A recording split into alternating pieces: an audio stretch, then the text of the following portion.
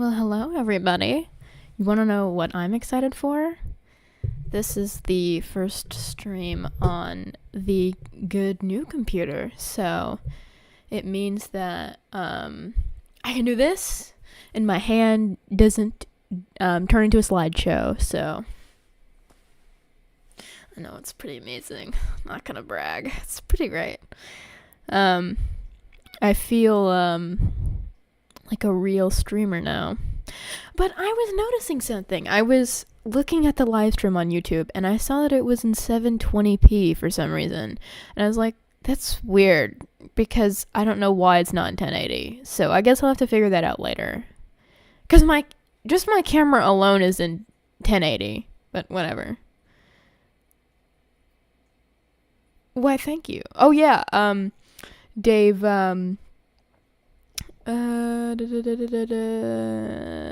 I think what you're talking about is actually probably the OG Xbox demo. And it's pretty cool looking. Here, I'll pull up some pictures of it. Give me 1 second. Let's see. Perfect. Dark. 0. Original Xbox demo. Actually, you know what? I have some pictures on my Google Drive. That'll be easier. But yeah, the hello, Jake. Yeah, I think you're new. I don't think I've seen you before. Welcome. And yeah, I notice it, like, for Streamlabs, it just picks random colors for the names, so that's pretty cool. Mine is almost always green, though. Green is a fun color, so I'm cool with that.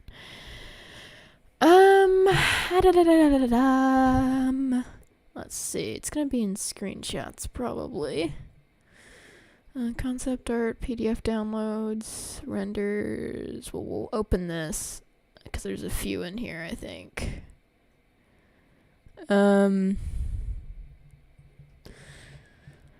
So this is the thing. It's pretty vague for me, honestly, because there is a lot of information on the. I know it looks so much better. I don't know what the hell was wrong with my computer, but it literally was making everything terrible. But now it's like the lighting is good, and it's the same setup. It's the exact same setup. I literally have not moved this, and I have not moved the light either. Oh, bye, Biggie Mac. Enjoy your dinner. But yeah, it's just so much better looking. And I didn't even do anything different. It's just the new computer. And I can move without it being terrible. And my audio isn't cutting out every 2 seconds. So I'm like a professional, I'm not gonna lie. And then instead of wearing the big bulky headphones, because it would make my head hurt after a long time, I'm wearing my earbuds, which I have fully charged before this. And my phone as well, so it doesn't even need to be plugged into anything. Hi, Claire. Welcome. That's alright. You can always catch the replay. I'm kidding. Well, thank you for checking in. But the original Xbox demo. So the thing is it can be kind of hard to figure information about this because there is so many demos and betas to this game. Betas is the right word. There are so many betas to this game that what ends up happening is, like, it all just kind of, like, becomes this big mix of, like, various different versions of Zero, and then you have really no clue what the system's meant for, what the graphics and the screenshots are meant for what system and whatever, because there's so many versions and they all kind of look similar. Alright, Google is completely useless, by the way, and this is why I have my own archive, because, like, if you want to learn anything about this game, it's really something that you have to dig into for a long time. So let's just open up my own thing. Oh my god, am I really gonna have to sign into my Google account? This is ridiculous.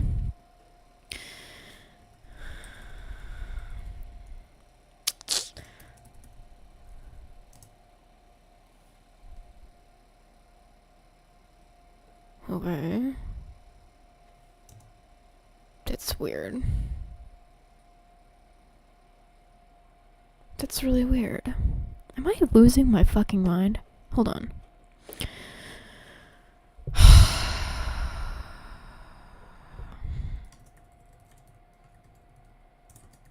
Oh, okay. It's case sensitive. It's ridiculous. Okay. Got that. It's probably gonna be the wrong. Yep. Hold on. Let me grab my password book. Hey, Anthony. Welcome, welcome.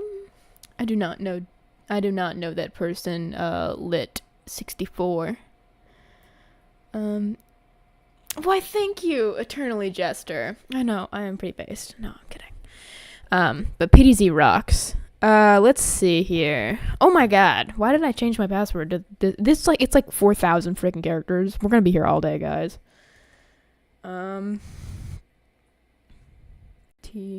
I shouldn't say my fucking password out loud, idiot.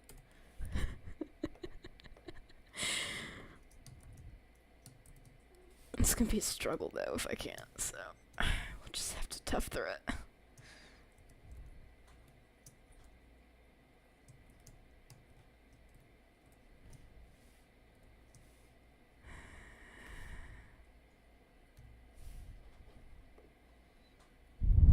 Okay.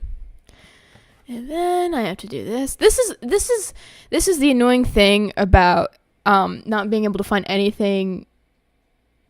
It's only joke. It's joke only, sorry. Oh, I don't get it. I'm so out of the oh. Hey. Can we not fight?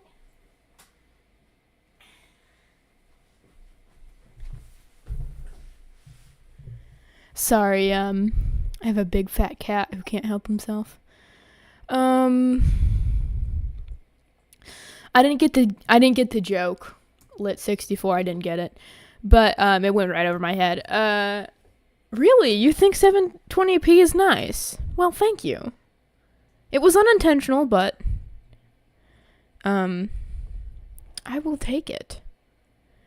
I don't want to. Oh my god, it's like a bazillion different things that I have to do in order to get to my into the Perfect Web Zero account. Because there's like 12 people who are on this. You're doing DoorDash deliveries and listening to your stream while in my car. Well, thank you, Alexander. I hope you have safe travels and there's nothing too annoying people you have to deal with. Hello, JG. Welcome. I'm just pulling up. Dave was talking about what the fuck is that? I'm always getting like scam collaboration invitations on this email for some reason. But anyways, I'm just pulling up stuff about the original Perfect Dark Zero, the one for the original Xbox, and it's just taking me a second because Google sucks and I haven't been signed into anything on this account in a while. Switch to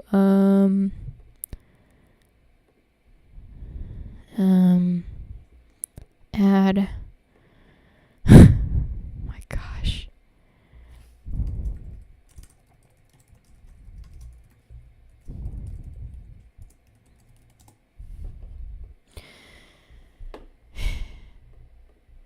That's not it. Okay, you know what? We're gonna do this the other way. I don't know how much is public.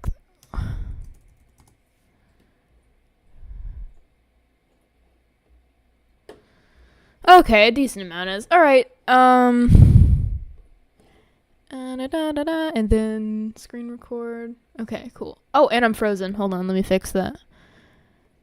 I hope that doesn't do that every time I switch. Is it there we go. Okay. And then there we go. Cool beans. Ah, you're sick with the flu. Oh no, you missed your performance. Shit, man, that sucks. I'm sorry to hear that, dude.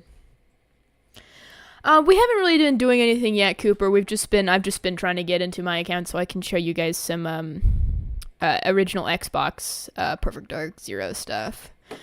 So the way that the development worked is first Zero was like on the GameCube back when Zero was still a part of back when Rare was still a part of Nintendo, and then after that they were bought by Microsoft, and so basically development switched to the original Xbox. And so these are pretty sure these are GameCube designs down here. This is all via Kevin Bayless Twitter down here. These are physical prints. I wish I had a better picture of all of them for you, but you know, you get what you can take.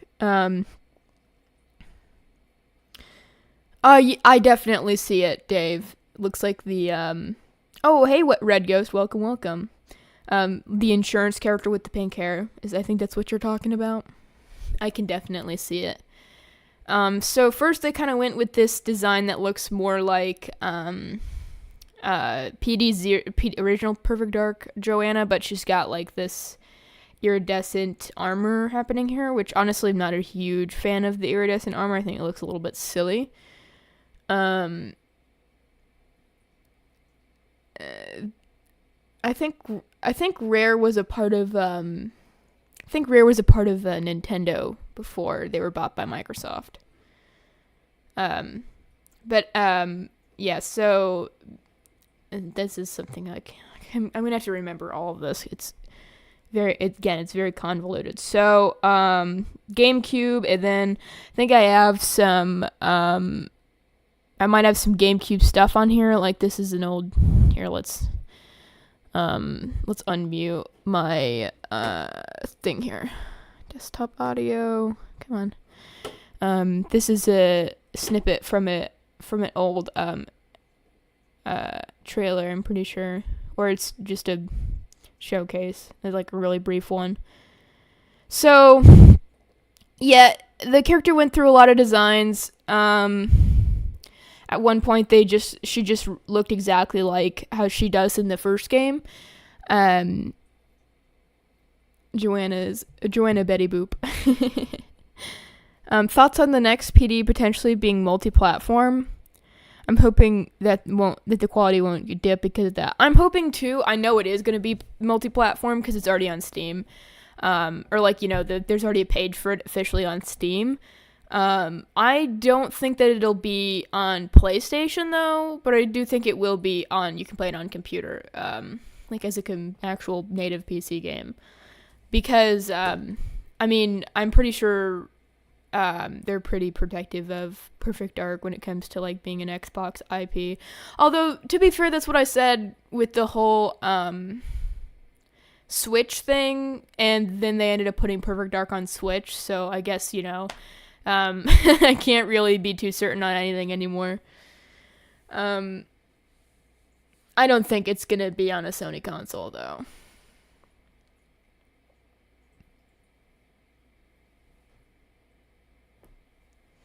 I didn't know that, Jester. That's pretty cool. I could have sworn they were owned by Nintendo, but I guess I'm wrong.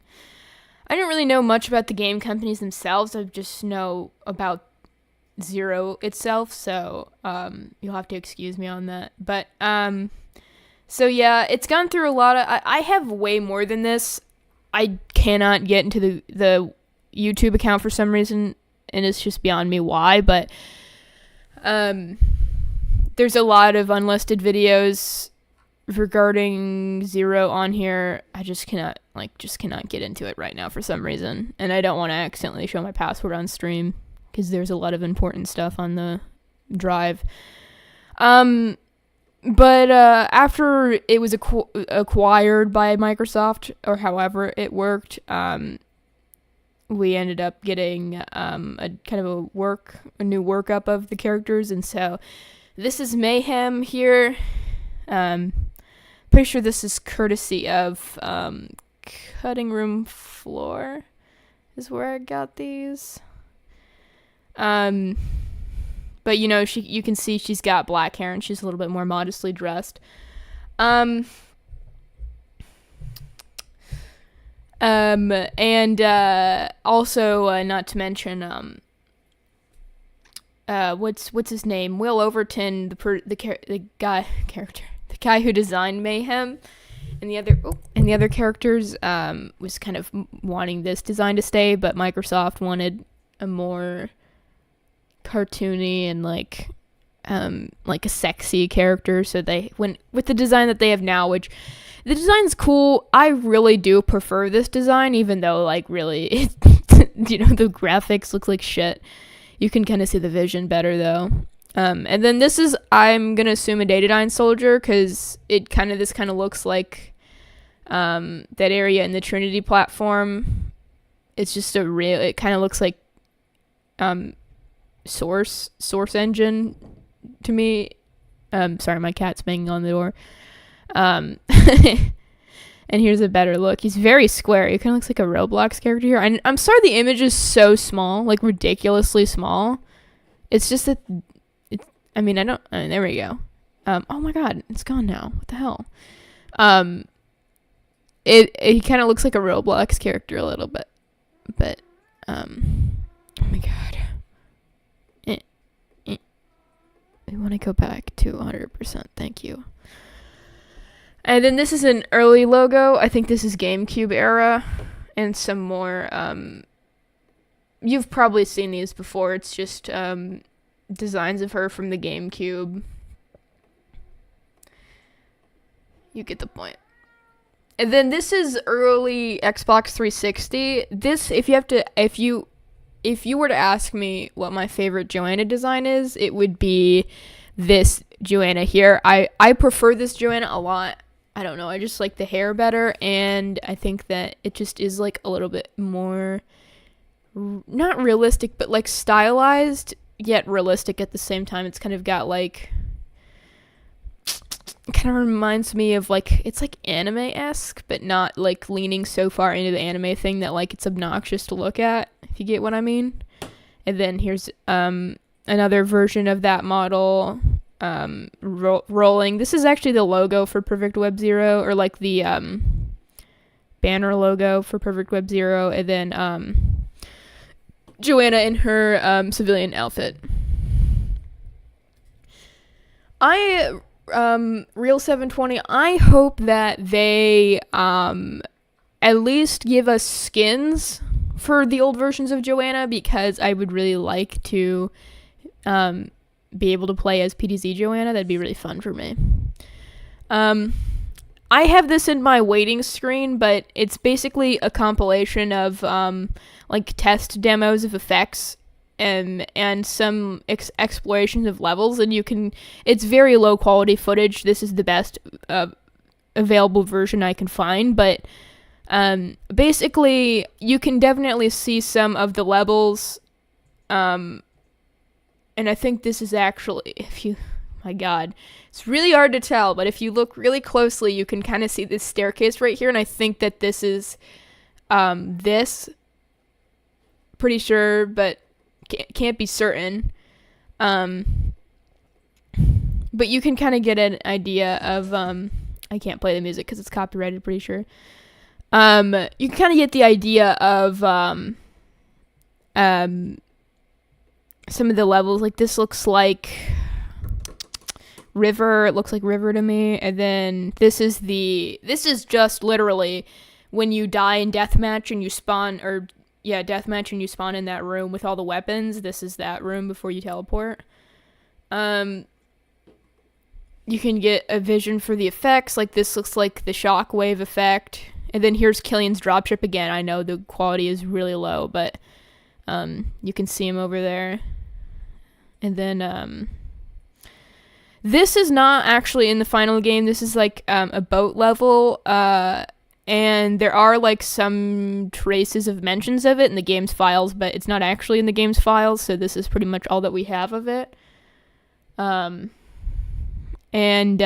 basically, from what I can gather, it would have been between Trinity, Infiltration, and River. So basically, it would have been the time when Joanna is getting on to the boat to get to the Trinity platform, and you would have had to like basically stealth around an ambush. At least that's what I'm going to assume.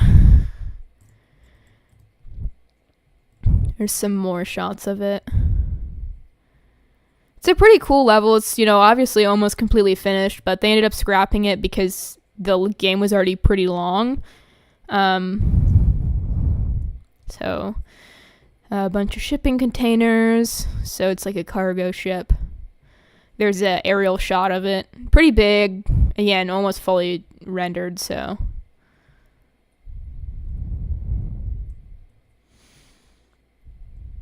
A lot of footage of this level because it's a huge level. It's like Trinity platform sized. Here's the inside of that area again with the metal walls and the staircase. And that's all.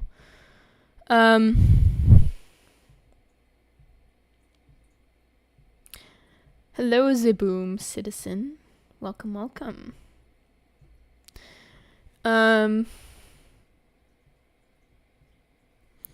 Yeah, it's a deleted mission. And then this is interesting. This is kind of unrelated, but basically I had found this video on YouTube a while before I even managed to crack the files of PDZ, and I was like, what the hell is this? Because it was just labeled test. I don't know how I managed to hold on. There we go. I don't know how I managed to find it, because there's like no mention of Perfect Dark Zero in the title or description. It might have been in the tags. But it was just a video labeled test. And it struck me very similar. It struck me the wrong way because it kind of reminds me of the debriefing videos when you're like in the mission select screen and it's giving you like context on the missions. But basically what it is it's a video that it's small compilation like of just images that they put together in order to test the debriefing videos when they were making the game. And so when I got into the game's files, I figured out that this is actually like in the game's files. So if you were to crack open the game's files and take a look on the inside, that you would see this video in there. But it gives us some cool context because as you see, there's no audio to the video at all. But as you see, this part here, we can see where the first part of the game takes place when it takes place in China. We can see generally where the area is, so pretty interesting. So that's a little mystery solved. Then Perfect Dark Core was a planned sequel that came after Perfect Dark, but they ended up in Perfect Dark Zero, but they ended up canceling it because just various reasons, and they didn't think it would do very well after the not success of Zero. But it was a pretty interesting game, and if you want to take a look at these, I highly recommend it because you'll see a lot of similarities between the new Perfect Dark and this demo, because there's a lot of mechanics that are similar, like the parkour elements and the like this sort of style of fighting, kind of like Mirror's Edge, but this was before Mirror's Edge came out. And you can get a little showcase of the weapons and stuff. Again, I'm really sorry that this is not in great quality, but this is, I think I might have a better quality version of this, but this is just what I have right now.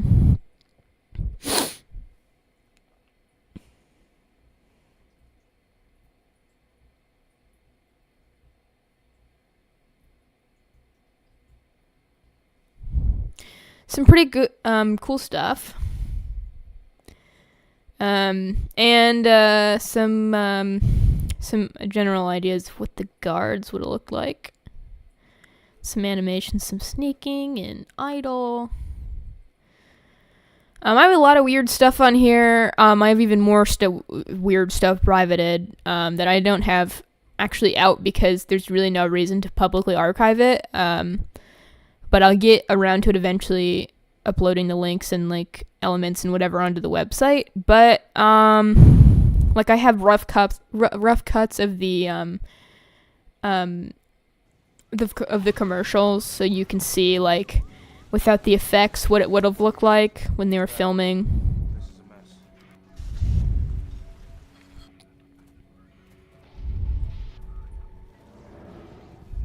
Same story. Data dime, missing files. Any survivors? It's pretty interesting.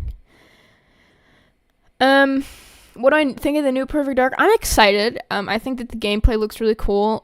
It's not perfect, but no game ever is. And I think that they're going to do a pretty good job on it from what I've seen so far.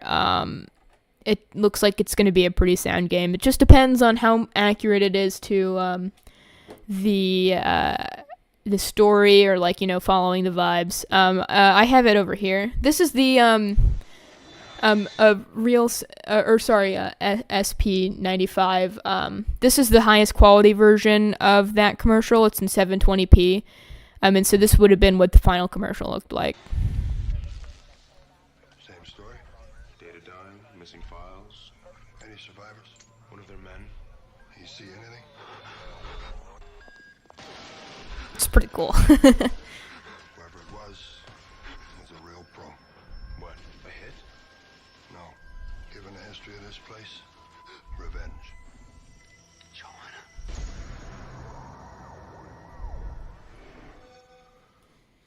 So there's that for you. I have it in a couple other languages and lengths as well. So I think I have it in Japanese and I have it in French.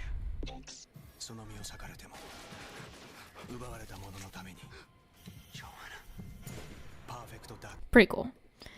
And the commercials all differ a little bit, just slightly, because some of them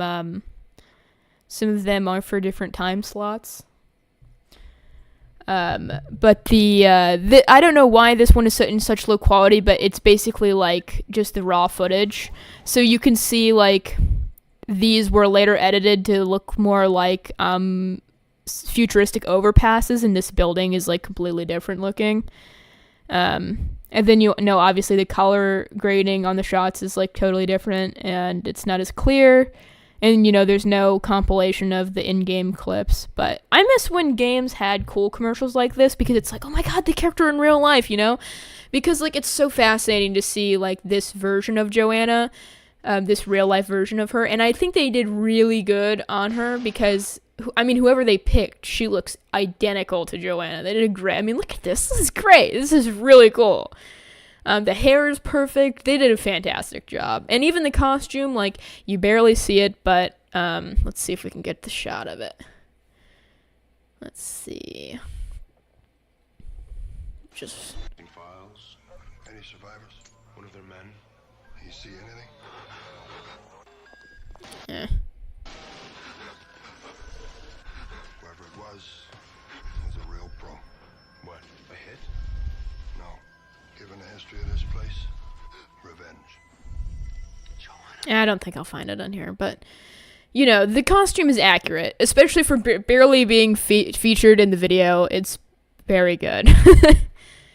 And same with this original live-action commercial for N64 Perfect Dark. If I can find the English version on here. Let's see. Where did I put it? Here we go. Welcome. Okay, this is low quality, but it's the highest. It's the longest version. No, this is unacceptable quality. Hold on. This is just awful. You know what? We'll just watch the Japanese version. Oh, they all suck. But she looks like Joanna. You get my point. She looks like the original Joanna. They did a great job on the commercial. Everyone says, oh, it's sexist, because they say, who could have known that the best... what the fuck do they say? They say something about women. Sometimes... No, I'm not even going to try to misquote. Let's find it. Where is it? person man enough to handle a job like this. That's it. The only person man enough to handle a job like this is a woman. So yeah, and people are like, it's sexist. But honestly, I don't think it's sexist. I just think it's a little bit funny.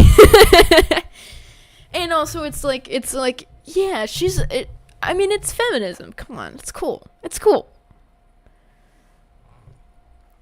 I don't know what the green juice was. It's something futuristic. She's got like the date and the time projected onto the wall, because it's definitely how that would have worked in 2020 or 2023.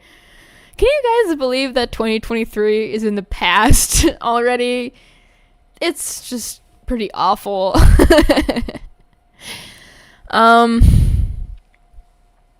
But yeah, there's a whole bunch of stuff on here that's worth checking out. I won't go into all of it because there's just so much stuff. And eventually I'm going to continue to release tutorials on how to fix common problems, because there's so many on Zero and on the original Perfect Dark that, like, people message me or they talk in the Discord and they're like, hey, for some reason I can't get onto the games, and I just can't Gatorade. That's pretty funny.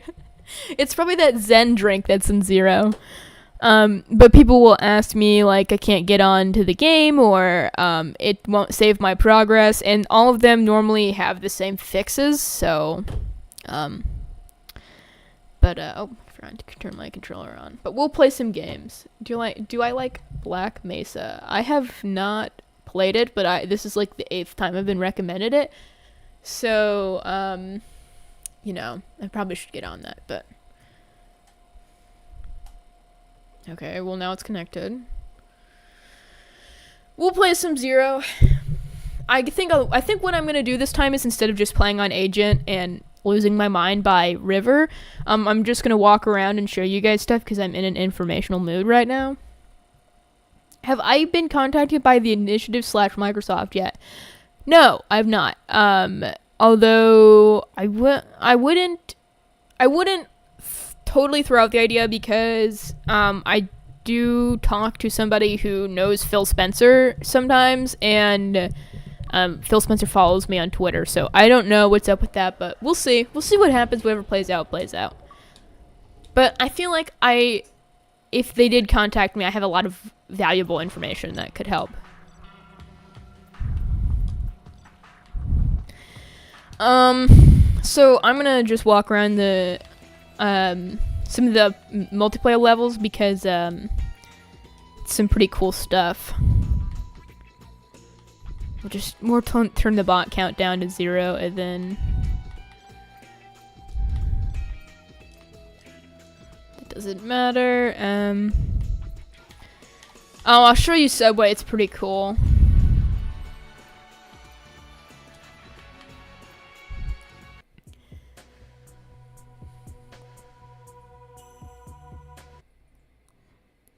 Also, don't you guys like how I can play the game now and it's not like 480p and is just terrible looking and full of lag? I really like that. And also, the game actually is responsive to my controller now, so I'm not like waiting a couple seconds for my inputs to come out. So now I don't look like an idiot when I play. But I wanted to show you guys some things, because I'm always talking about the Zen drink, and this is what I'm talking about right here. There's some vending machines in the game that you can look at, and they've got this Zen drink on it, and we know it's by Datadyne because there's an advert somewhere for it as well. And basically, like, pretty much every food item in this game is made by Pharmadyne or Datadyne. Pharmadyne is a subsidiary of Datadyne. It, like, handles medicine and stuff like that, and so, but all of it's like, and all of the food items made by Datadyne are always very vague and kind of ominous. Like, here we've got Snoodles, fish flavored noodles, which I guess is is a real thing, fish flavored noodles, but no company would ever advertise their food like that. And then here's another energy drink, or battery company, maybe. Yeah, Thunder God, I have the power. Or it might be a movie advert, Here's another advert for Zen. I assume it's probably an energy drink. And one for the data pal, which is this, the menuing system. That's a D-pal by Datadyne. By Sansum. It's made by Sansum, if you see in the corner. Yeah, both Zero and Original Perfect Dark are on Cloud Play. That's how I play them. Otherwise, like, I'd have to get Maggie to ship my capture card to me, and that is a huge hassle. So I've just been playing it on Cloud Play. It's easier this way, anyways. Here is a Zen can, I think, on the floor.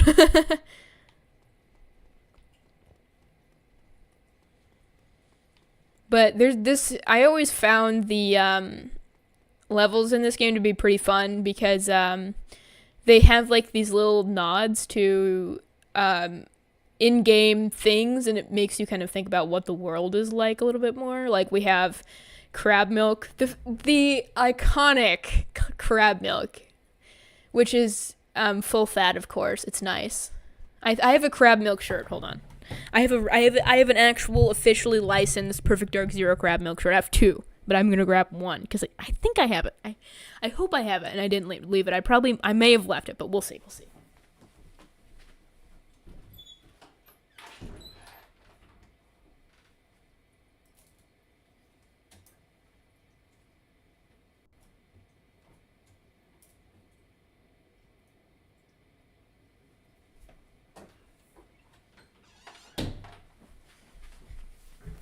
Nah, I don't have it. I left it at home. But that's fine. Here, hold on. I'll pull up another image, or I'll pull up a tab over here. Let's get the game back open. And then... Sorry.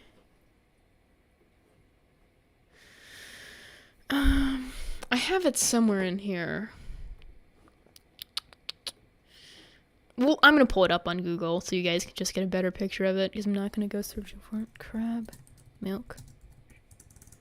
Perfect Dark Zero. And I guarantee you, oh wow, there's another one on eBay. Let me guess, $500. Oh, it's sold, okay. But probably it was $500. Open image, a new tab. Okay, this is the crab milk shirt. Oh yeah, you like Interpol? I love Interpol. But yeah, and the textures in the actual game are really high quality. But here's the crab milk shirt. I have two of these. I just don't have them here with me. Maggie has them, so he's probably taking good care of them by not wearing them like I do. They're rare or whatever, but the problem, pun intended, but the problem is like I can't help myself. I'm not going to just let a shirt that I own sit there and me not wear it. I feel like that defeats the entire purpose of a shirt. So I end up wearing the shirt, and what ends up happening is I end up getting stains all over it, and it ruins it. But I don't know. I'd rather have that happen than it just sit there and rot away. Because I'm not an idiot who just leaves things in the closet to never be worn. I feel like that's a waste of money. Crab Milk has a shirt. Yeah, basically, so the explanation behind it is the devs had made these shirts for the dev team just as an inside joke, because this was like, just a funny, stupid thing. And so, here, let me, okay. There we go. So basically, like, they made these shirts for the dev team to wear, and a couple of them have been sold over time, and I managed to get my hand on it, so a couple of them. The first one was given to me as a gift by a very nice journalist, so thank you very much. You know who you are. You rock. And then the second one I found on eBay, or on Merkai for $15, so I bought it. And now people try to sell them for $200 because I've talked about them on the internet about how they're rare and whatever, and so that is my apologies. Don't buy a $500 crab milk shirt. It's just a Glidden t-shirt that's had a like a design that's what is it,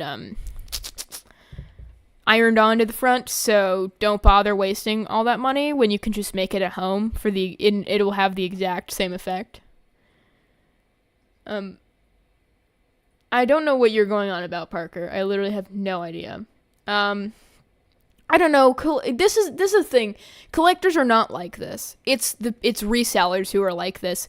People who have something in their possession and they look it up on eBay because they've never used it and it's been sitting in their basement for 500 years, and they're like, oh, how much can I sell this for? And they don't find it on eBay, and so they think, oh, this must be super rare.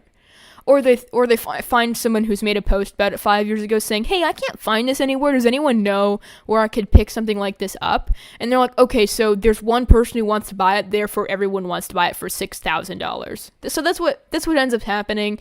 And then ultimately these shirts and these items just sit on eBay forever and ever and ever, and they rot because no one is going to purchase them for that amount of money because we're not stupid.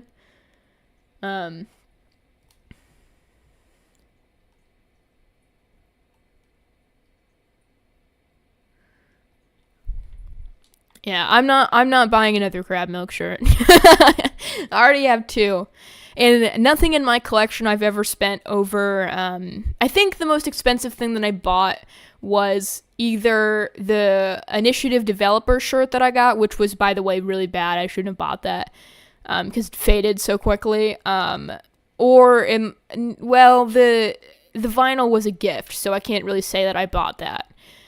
So I'll say that the developer shirt was the most expensive thing I bought. It was like it was either $150 or it was $200, and I really regret doing that. But other than that, which was a huge jump of what I normally spend, I've never bought anything for the collection that is over like $50. Literally never. If I see something that I think is cool, like a sealed copy or like something I've never seen before, like a lanyard or I don't know, some rare merchandise that was used to promote the game or something like that, or even signed autographs, I say, okay, that's really cool, but you know what I'm going to do? I'm going to wait until somebody is rational and uploads this on eBay for, like, at least $50 less, and I lowball people all the time because I'm not willing to spend an outrageous amount of money on something that is, like, let's be honest, visual decoration, because that's what collecting is. It's decoration.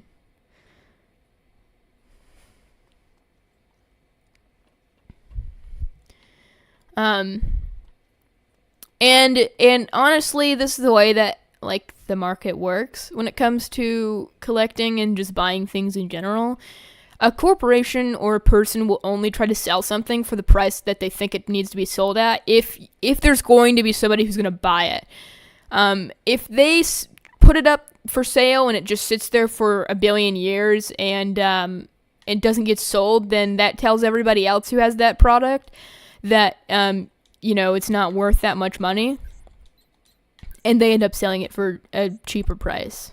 And so, basically, be wise with your money and boycott things that are ridiculous, because you don't need to be spending you also shouldn't be spending $20 on a copy of PDZ. You should be spending $2 or $3. That's what I do. It's not worth $20.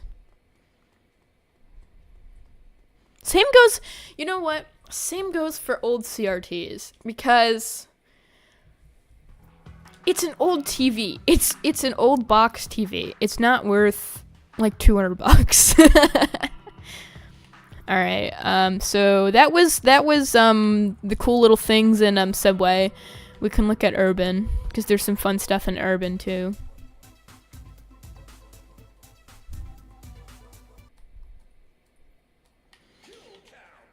So this isn't the case for this level.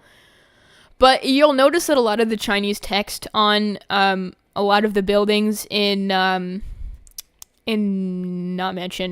Nightclub, it is all the same like characters, and it turns out that all of the characters on every building, it just says Night Monkey, which is the name of the club. $30. Yeah, that's about what it is worth. $30 for an old TV. I think I bought mine for $20 $25-ish, so that sounds about right.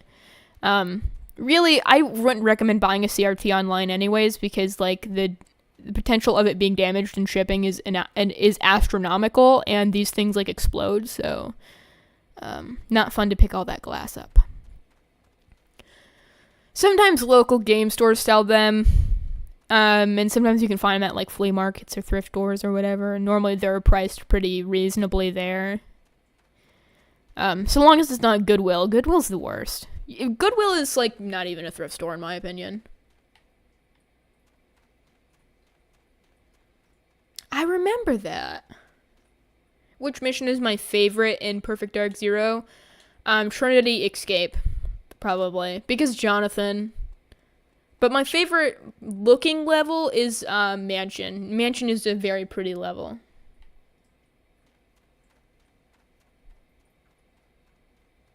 Yeah, Dave. Honestly, Dave, for anybody in general, please be as cheap as possible, because I mean, it's just nice to be able to appreciate life without having to spend so much money in general. I mean, there's no judgment at all for anybody who likes buying nice things. I like buying nice things too, but sometimes it's nice to just be able to appreciate life for what it is without having to buy things.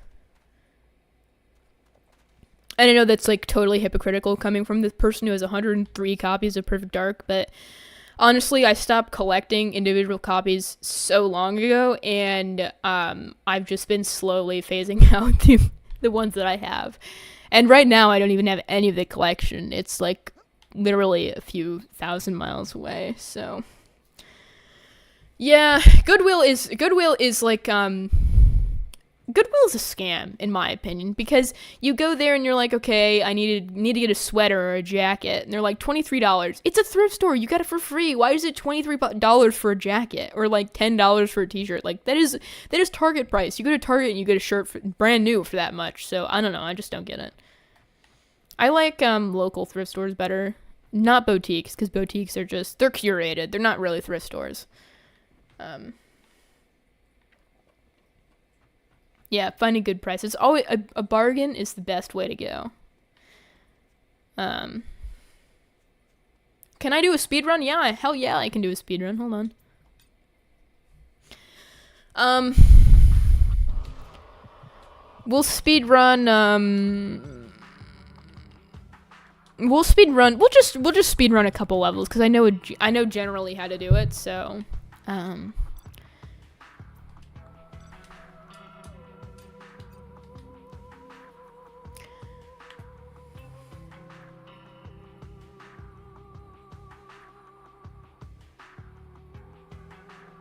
I don't know what you're talking about, Red Ghost. I wish I did.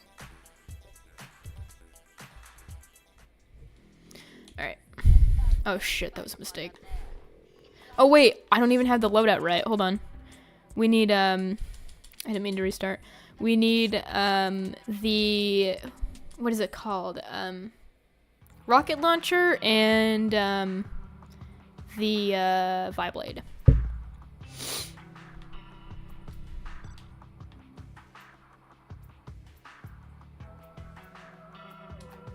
Spaced out for a second.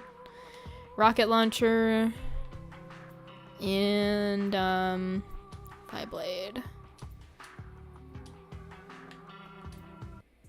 Welcome that one rabbit. And Zordon. Alright, so you hit it with the rocket launcher, then you gotta wait for the door to open it. It's really frustrating. Run through. Oh shit. Sometimes that happens where like you crouch and you roll and you get caught underneath the wire and you crouch, and it's really frustrating. That was really shitty, but it's fine.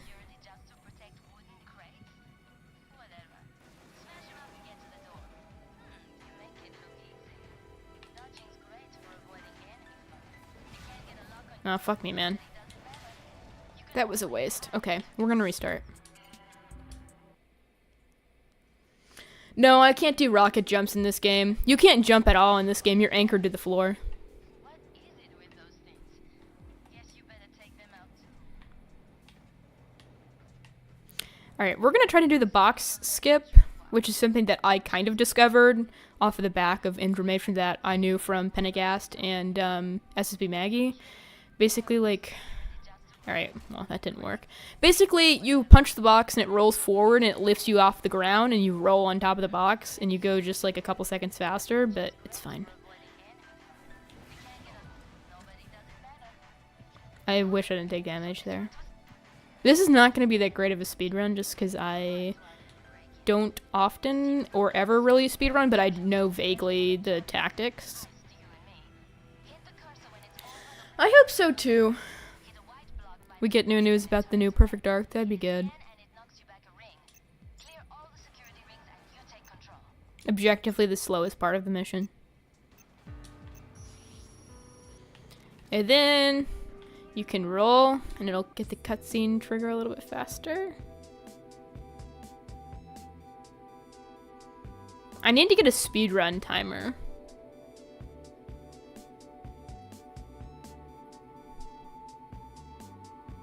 Because we're not gonna accurately know how long it took me to complete.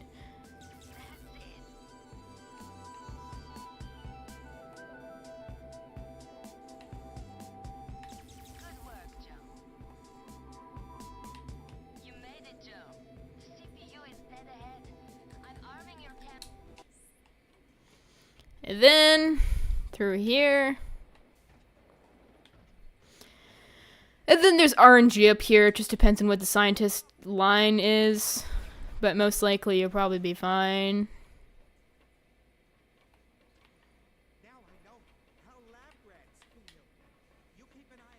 That was like one of the longest ones, but it's fine.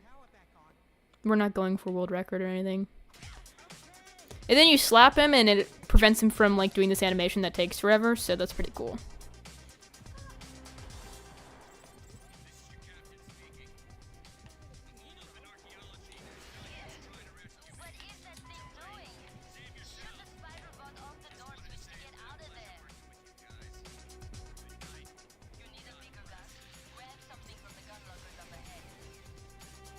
And then from here it's like pretty much straightforward.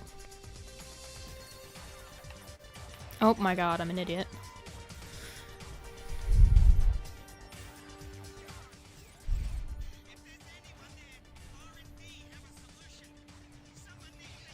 Your friend is saying a very subjective opinion there, Red Ghost.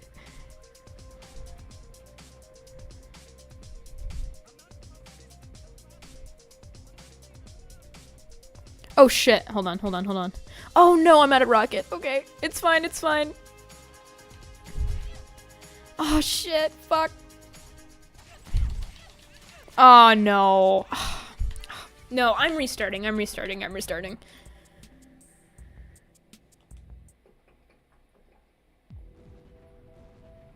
I like how everyone has very disagreeing opinions here about E3. I've not even heard anything. Oh wait, I didn't mean to start from checkpoint.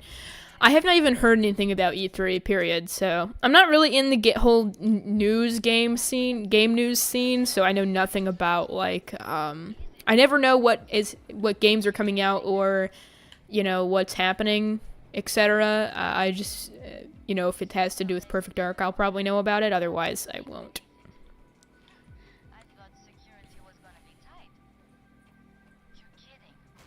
Oh, I did the box skip. That was the box skip. You see how fast I'm going? Okay, cool.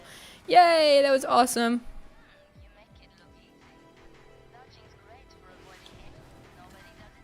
Oh, that was so good.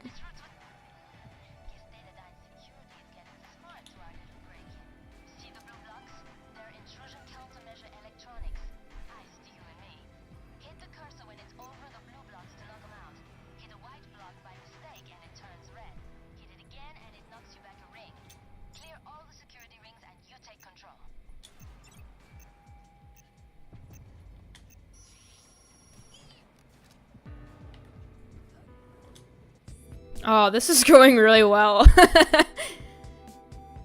Okay. Which means that I'm gonna get like a bad line, but it's fine. And I don't have a timer anyway, so it doesn't matter.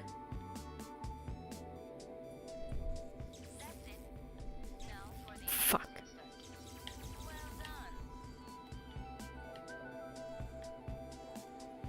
SSB Maggie spent like 8 hours at a time one time doing this level over and over again, and so he currently has the world record, and I'm not gonna beat that. I don't have that much time, but it's pretty cool.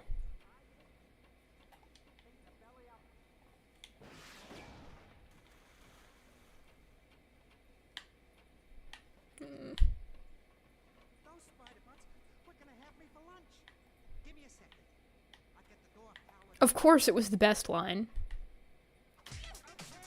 Wasted. Hello, Rival Indigo. Good to see ya.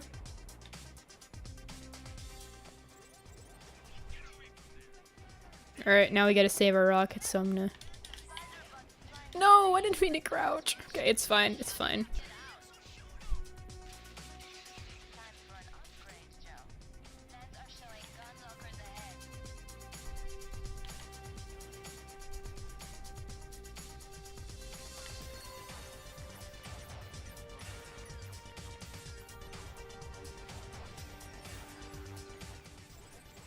Shit.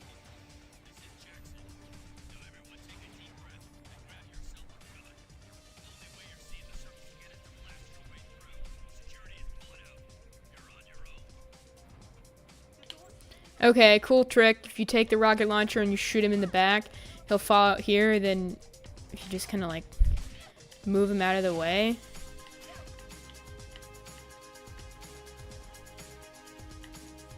Like that. He won't run in and the door will close behind everybody else, and then the elevator will go down way quicker.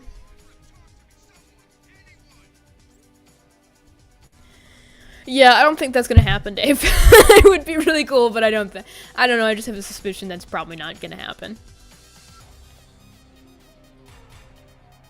I'm cool, but, you know, I'm not that cool.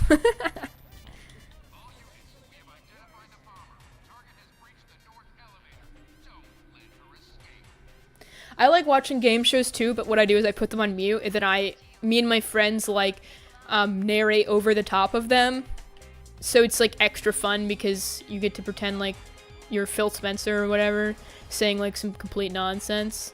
I always joke, I always have, like, when I'm doing the voice acting, I always pretend like the trophies that they're carrying are really heavy.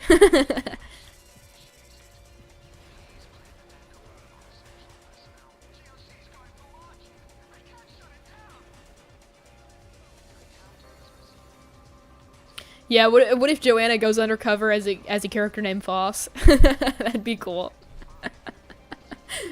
I wouldn't be very good undercover though.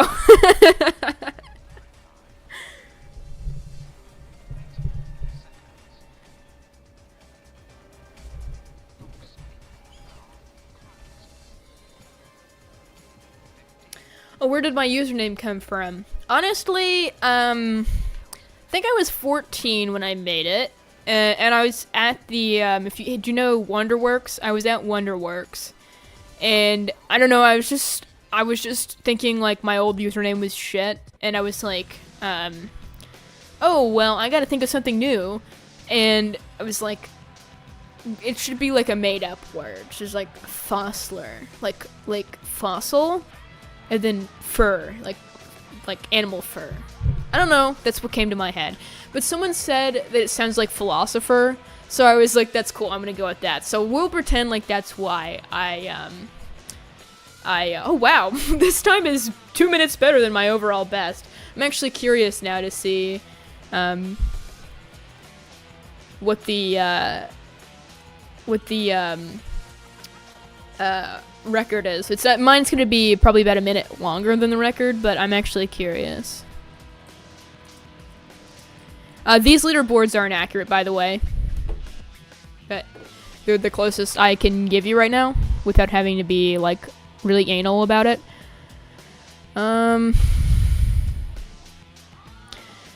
The record is 4 minutes and 27 seconds, so not bad. I got 5 minutes and 6 seconds. Really, that's not too bad at all.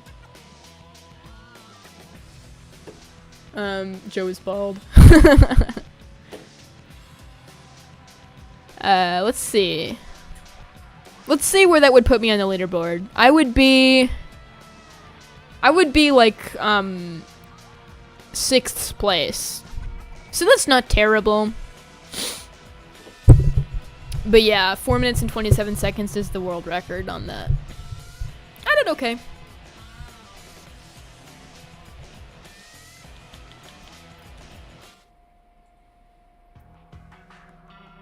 Yeah, it's pretty actually it's hitting 20 years old in November, so we're getting there. 20 years. Older than me. By a little bit, not by much. Actually, no, it's younger than me, just by a little bit. It was born in March. I turned 20 this year. I turned 20. That's terrible. But, so we are going to, I'm going to speedrun this one because it's actually really fun. And the Viblade is the only weapon that you need to bring. And so this is going to be really quick, like really quick, so.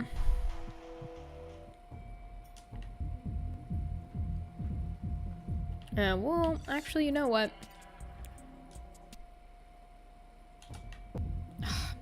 I gotta do unarmed start. Unarmed start is a trick where your weapon is put away before you start the mission. That was an unarmed start. Because you hit up on the D-pad and A at almost the exact same time, but this one a little bit before A.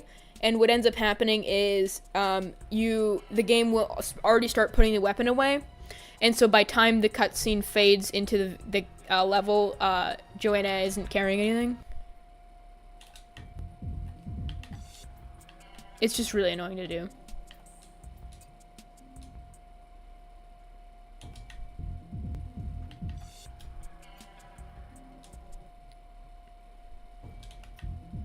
That was not an unarmed start.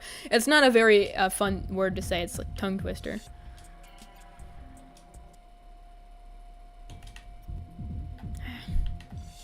If we don't get it this time, we'll just do it the normal way. That's fine. Okay.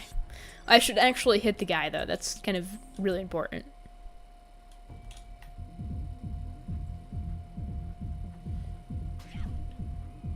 I don't know, but the longest time I've spent in this specific level is hours, because I remember the night before I had my surgery, I was playing this game, because it's like, I wonder if it's the last time I'll ever play this game. Obviously not, it wasn't that major of a surgery.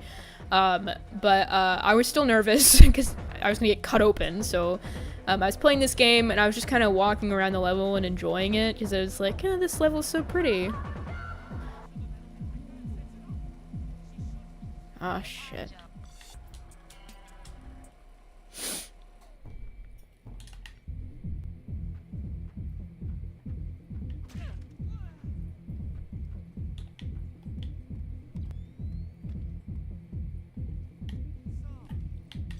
That was really bad. The small things count a lot in this. Oh my god, I did it. That was unarmed start right there. If you're curious as to what that would look like, that is what that is. Come on, please lock on. Oh my god. That was pathetic. It's fine. Just because of the unarmed start, we'll go with it.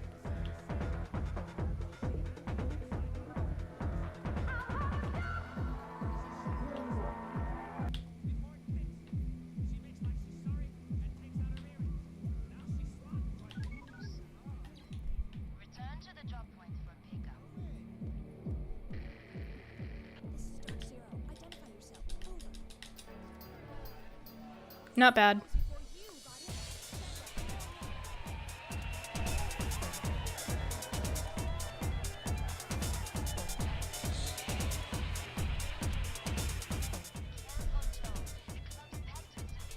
That was good. Didn't get shot. Didn't even have to roll. Even though he went to shoot before I could get to that door. Hold on.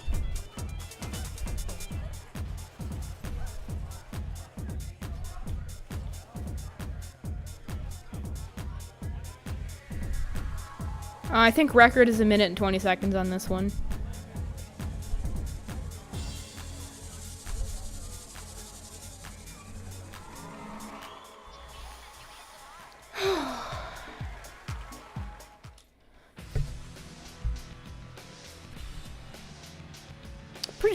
I'm pretty sure Joanna is a bounty hunter.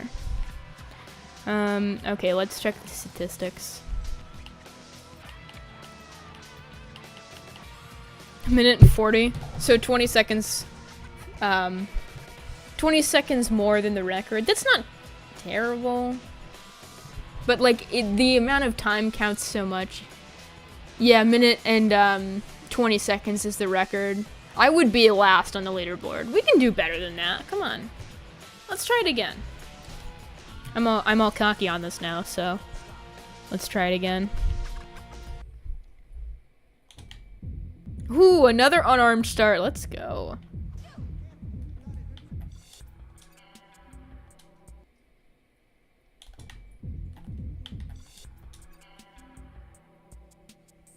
Yeah, the lore for the Samsung logo is basically Microsoft partnered with Samsung for this game and basically was like a sponsor. So they thought, oh, you want to know what would be really clever? If we put the logo of the Samsung logo into the corner of the decal.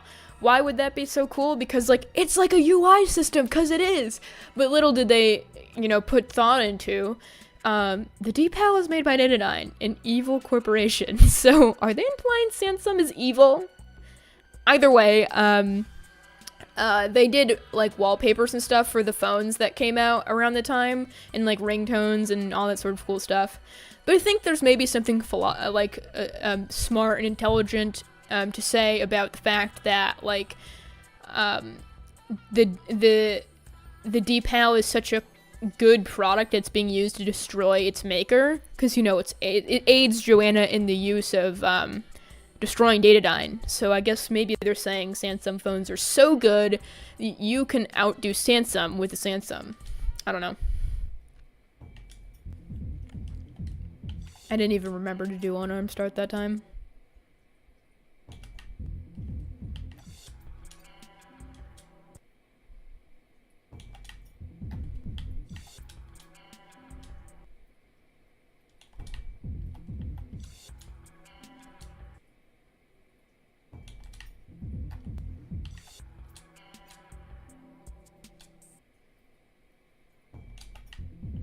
That's fine.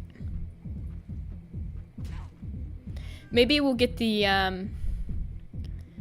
maybe we'll get this better. That was really bad. I shouldn't have taken out that late.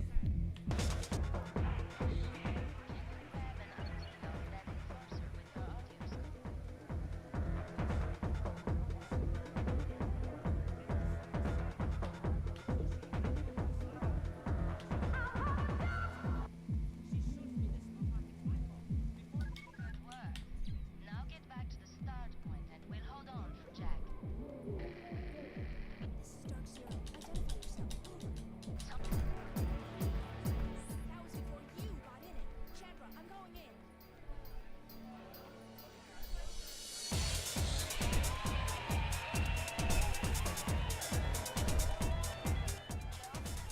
No. No. Bad. Very bad. Very bad. That's fine. It's okay. Whew. Okay, well this room's good. Okay, no it's not. No, it's spoke too soon. Way too soon.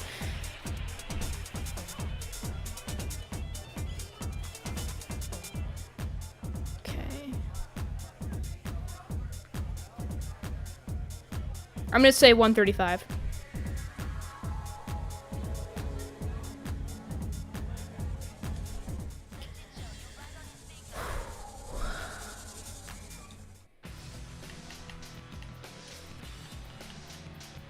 $134. That's not bad. Let's see how that stacks up. Actually, I would be second to last place, so I'd be 8th place. That's not bad. Or would I? No. I would be third to last.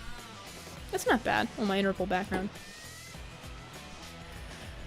We can do better.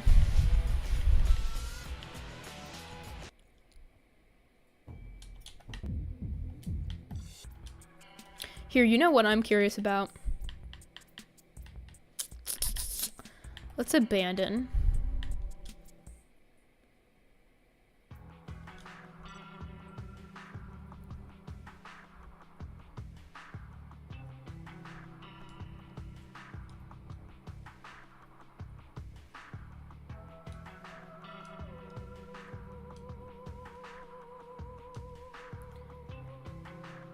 I don't think that the nightclub song would be different.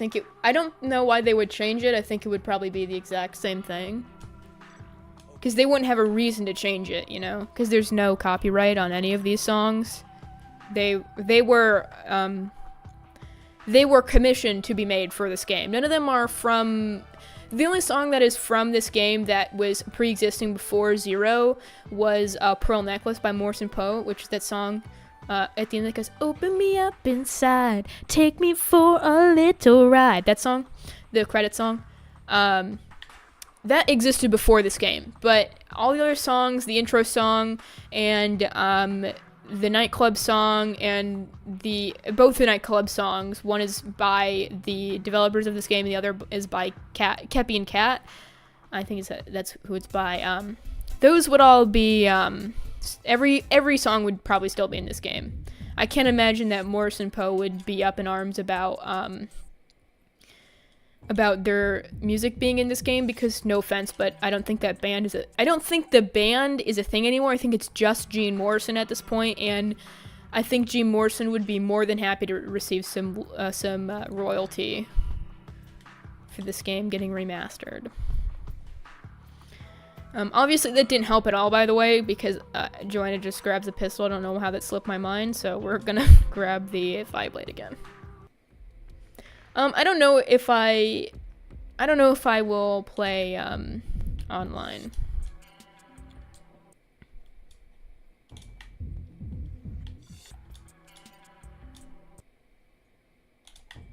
Yes. Shit. What a waste. Yeah, I felt bad for Grant. Kind of sucks that they didn't invite him back. But I hope whoever they choose is good. You know, like, it's a good, somebody gets a new chance and whatever.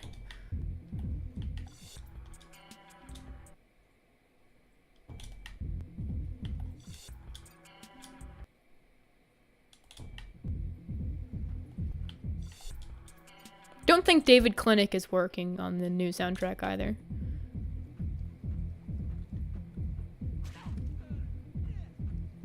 Not an unarmed start, but pretty close.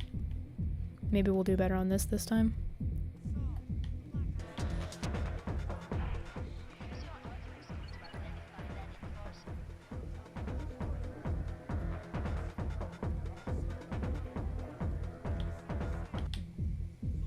That's not what you want to do. That was pretty bad. Good work. Now get back to the start point and we'll hold on for Jack.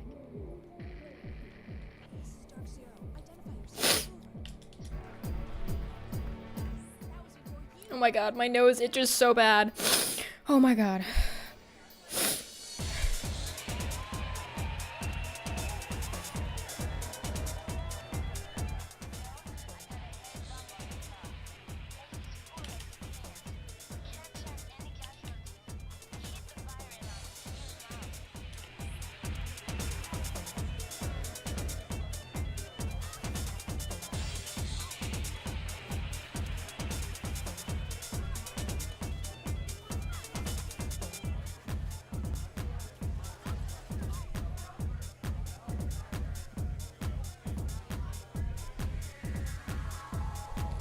After this, we'll do a little bit out of bounds.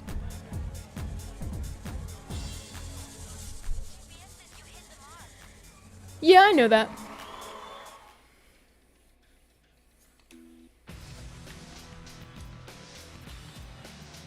$130. That was worse, but it's fine. You get the point. It's a very fast mission.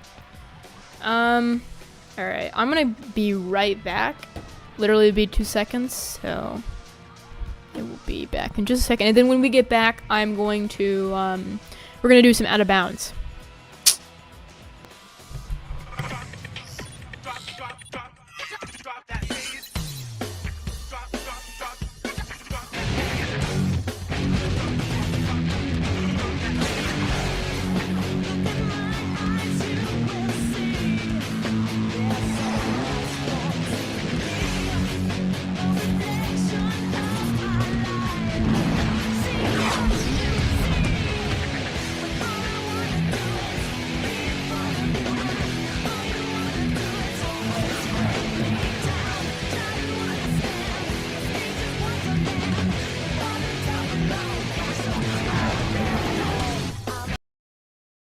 Okay, who's ready for some out of bounds? We're gonna do rooftops because I got a cool trick to show you. It'll take a second for me to get there, but it'll be interesting. Actually, you know what? We're gonna do a couple different things in out of bounds. If you've ever wondered how to get out of bounds in Zero, you're gonna need 2 mag secs, and you're gonna need a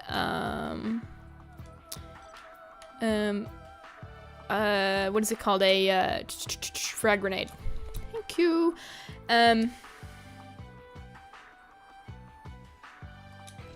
Yeah, the intro to PDZ Glitter Girl is very good. Glitter Girl. Girl. I'm like Gru. Alright. So, cool beans. We can do some out of bounds. First, I'm gonna just get rid of some of these guys so that they're not gonna cause a problem with Jack. Coordinated security sweeping the area. Who are they working for?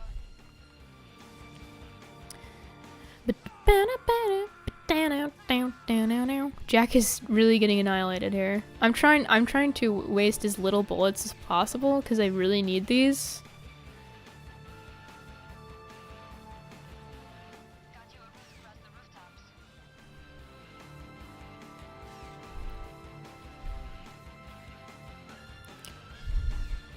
We're gonna escort Jack, and then we're gonna try to see if I can clip down to the roof bottoms, to the bottom of the level here, to the ground level. But we just need to help Jack.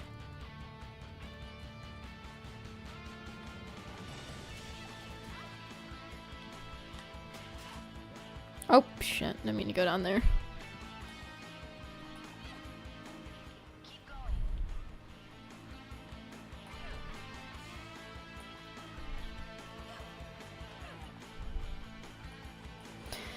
Yeah, most of the speedrunning levels, at least a couple of them, require the rocket launcher just because it can blow things up through doors, and it can get rid of like a mass amount of enemies at once, or spider bots.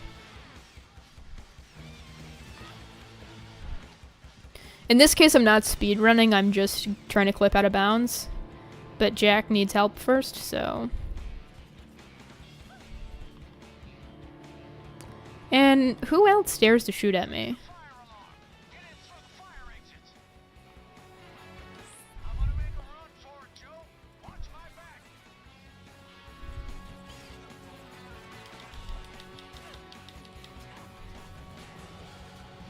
We just gotta find a nice place to cover. I'm probably gonna need a box, so we'll see where we can find one of those.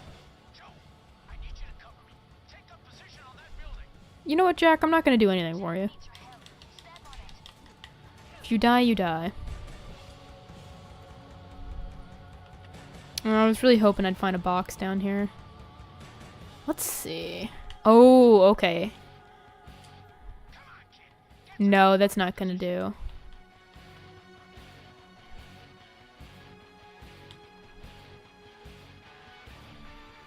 The music in this level is so good. Okay, no. Nothing down here I can cover on.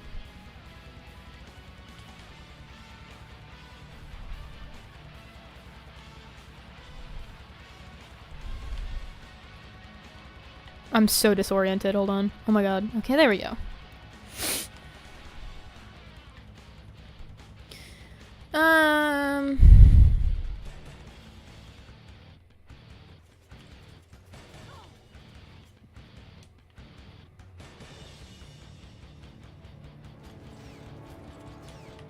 Get rid of those clowns. Any boxes over here? And I can't go back up there, so I guess we're just gonna have to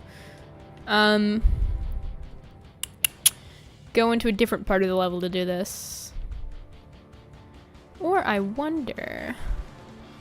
I do wonder. Ooh, yeah. That's what I want. Alright, cool. We'll do that. So you gotta take explosive damage first. Basically, I don't know why, but whenever you take explosive damage and then you cover on an object like this, and then you use the secondary function of the mag sec to shoot yourself, you start moving backwards. See how like I'm phasing backwards right now, like I'm getting further away?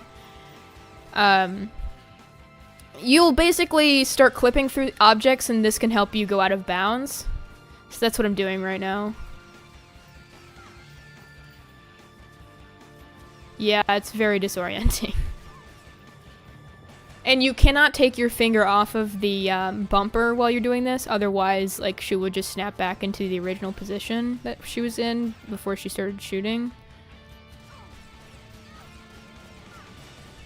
And then when you clip behind an object or out of the area that you're wanting to clip out of, you're gonna immediately hit the opposite button and you'll roll backwards. That way you don't, it doesn't suck you back into the position that you were in before.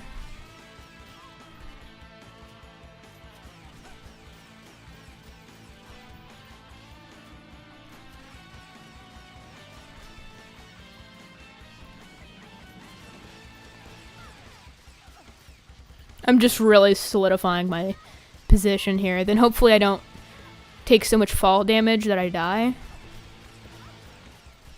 Alright, that's good. Oh, okay. Alright. So now we're out of bounds.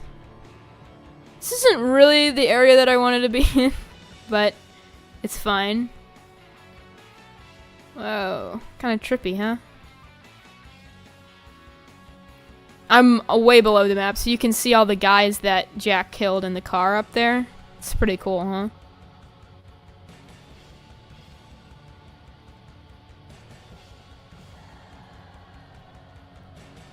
Wonder how far we can walk, so that's where Jack goes in. I think you can kind of see him up there. And then this is the building that Jack runs through, I think. And then, we can kind of run through this area, and then where's the rest of the level? Over here.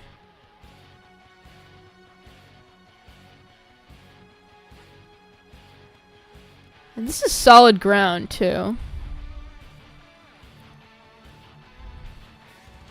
And you kind of get a perspective on how huge this level really is, because you get to see all the buildings from below.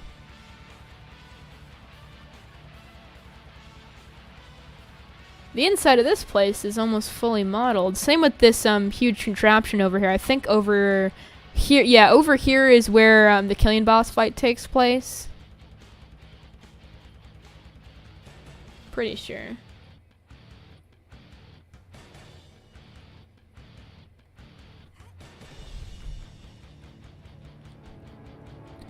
So yeah. Pretty cool. And explosive cover can pretty much be done anywhere in any level, so long as you have the what are they called? 2 mag secs, some sort of explosive you can take explosive damage from, and of course something to cover on behind that can push you in the opposite direction. Let's see where the edge of the map is.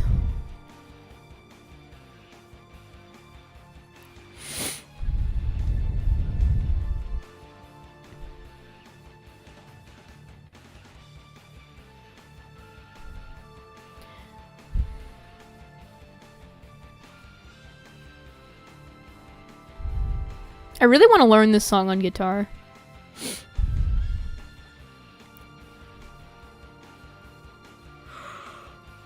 I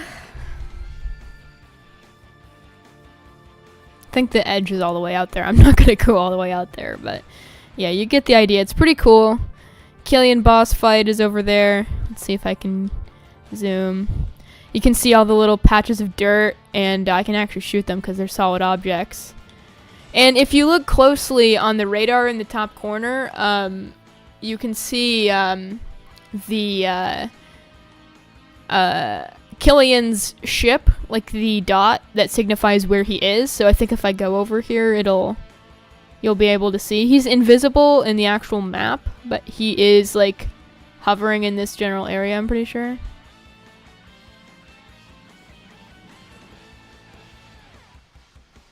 No, they don't have a one that's themed off of this, sadly.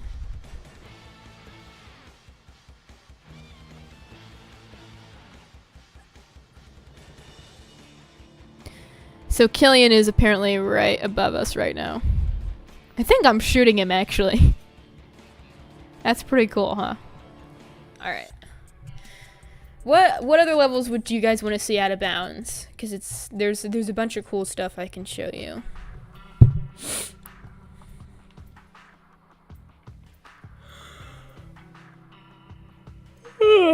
Oh my god.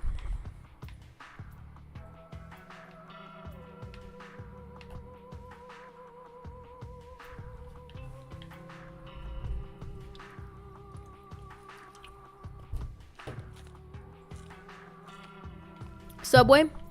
We can do that. Let's do Subway. We'll do Mansion after, too. There's not a whole lot to see in Mansion because it's pretty on rails, but I'm sure we could find some cool stuff.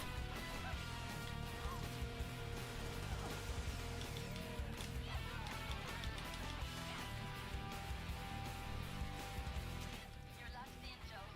Take out the Vipers and steal their keycard. I almost never hear this part of the song because I'm pretty much done fighting them by this point. Oh boy. Alright, where's the last guy?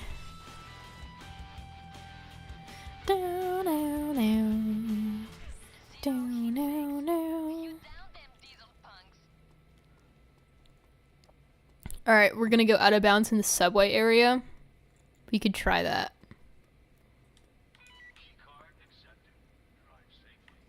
You know what I'm curious about first? I want to go out of bounds in this, behind this fence. Watch out, Joe. Network showing multiple security cameras ahead. Okay, cool. The camera's in the other position. Yay, that makes my life easier. Cringy. It's not cringe, it's just very typical. It's beautiful. Don't make fun of my beautiful game. Okay, so that's not a box that we can use. And that's not either. Where am I going to find... I need a metal crate.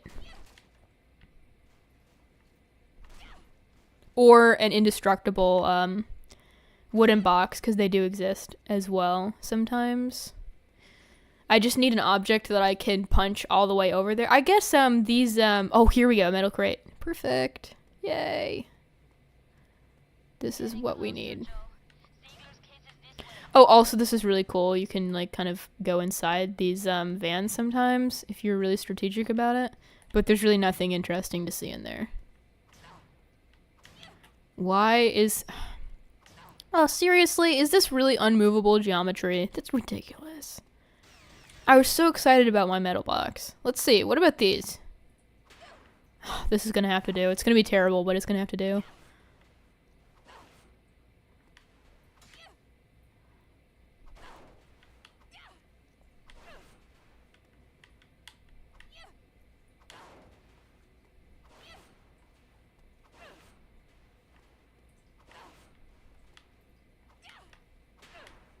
Oh my god, no, come back.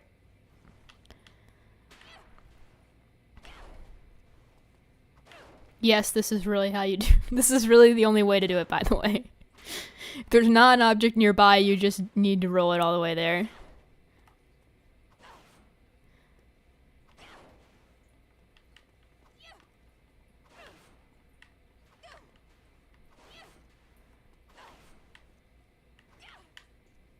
Come on.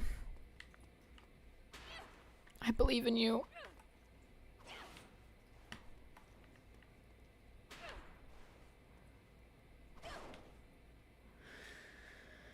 Oh,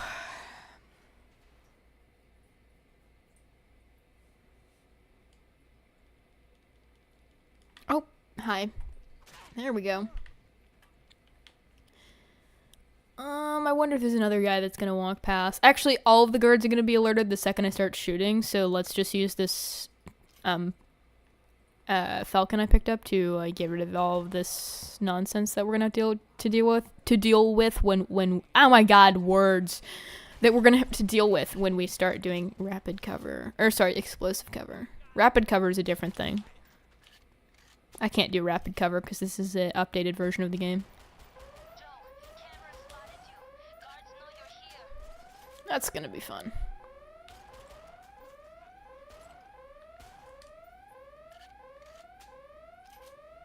You're gonna just punch your furniture with such force that it just rolls around. Alright, cool.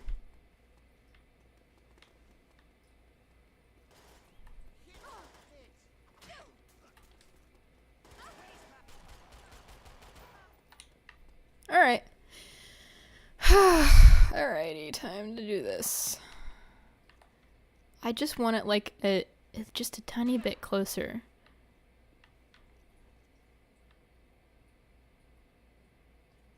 Okay, well that really didn't help at all.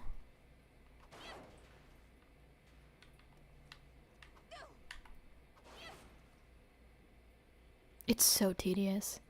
Let's see if I can... No, okay.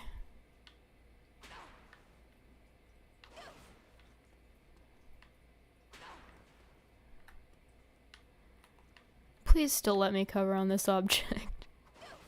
Does it really need to be standing up straight? It does. It does need to be standing up straight. Oh, this is not gonna be good. See, the thing is with the box is you can cover on it because it's a square at all angles. So there's no like specific way it needs to be put in order for it to work.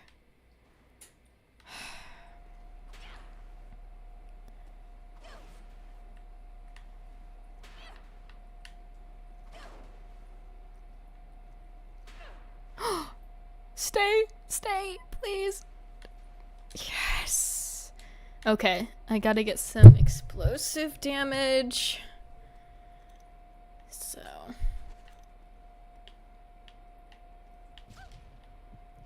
And then I'm gonna reload my weapons. No, you can't, Red Ghost. There will be no, they won't be able to be moved when you reset. It's geometry that's, like, stuck to the ground. So.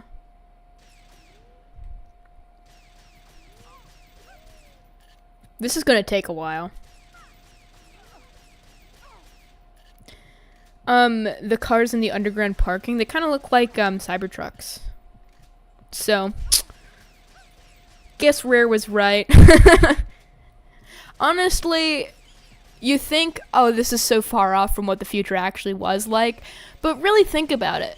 We do dress like 2000s right now. That's in style. We have weird-looking cars. Corporations do control everything, but that's always been the case. What else?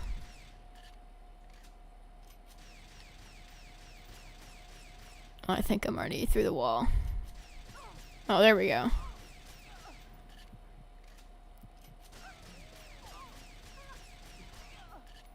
Yeah, Joanna don't care. I wonder if this is not going to be solid ground behind here and we're just going to fall directly to the bottom of the map again or die. One of the two.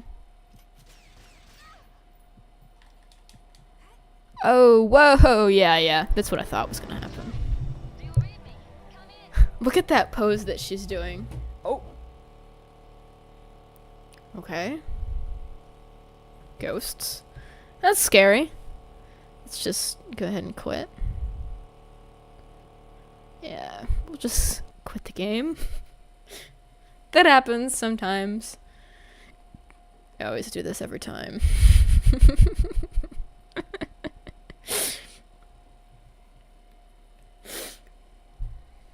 Terrifying.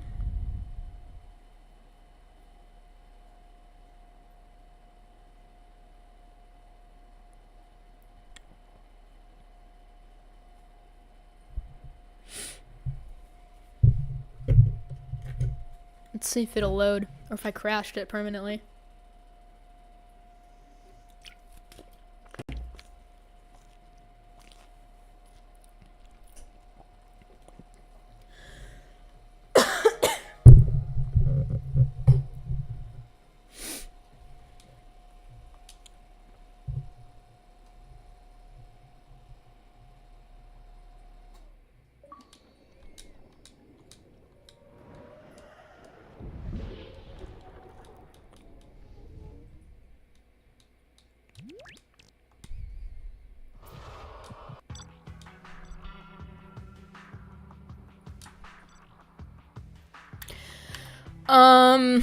We'll do mansion. We'll do mansion.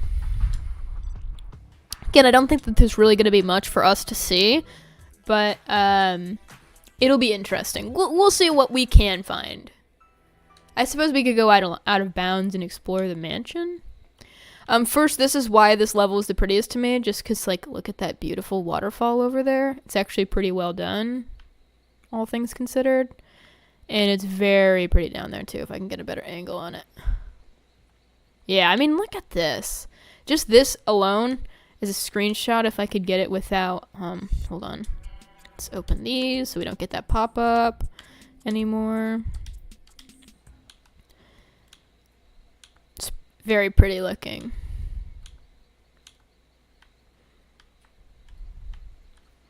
And this waterfall, too, is very pretty, too. Good design.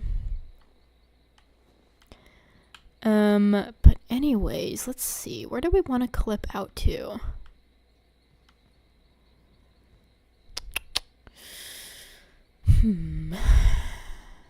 Oh.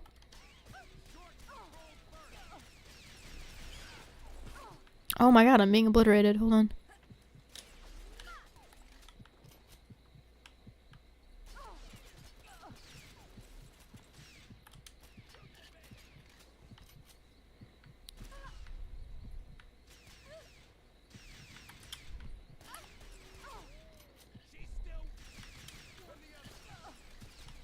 Jesus Christ.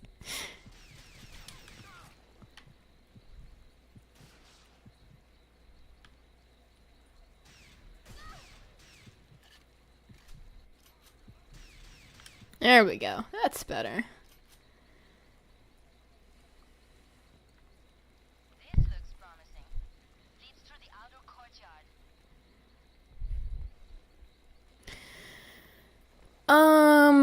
Where do I want to go? I might get into one of these towers up here, Interface. Use your octopus. just so I can get a better idea of what is in this map for me to clip out to.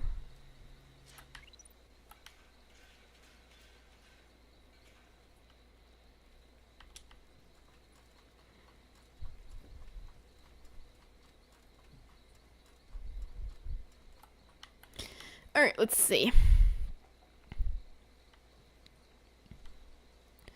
Okay, so this is the entrance to Zhang Li's mansion. I could have sworn that there is something hidden somewhere, though, that you can see from a distance. Like, hold on.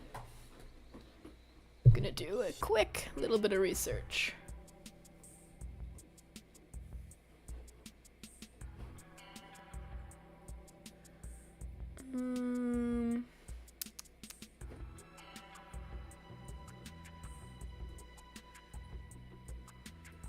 This. I don't know where this is, but we'll have to see. We'll do a little bit of exploring.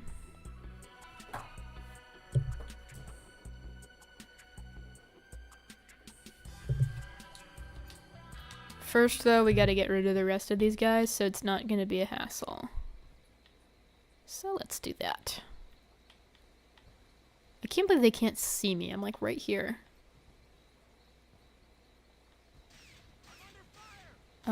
Okay. Thank you for my bullets going right through your skull and not doing anything. That does not sound good. Astute observation, my friend.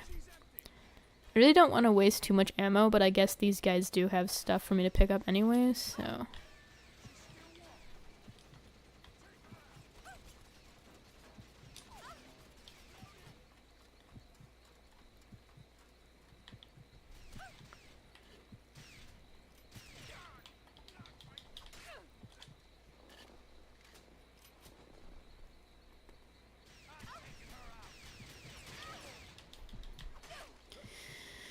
Okay,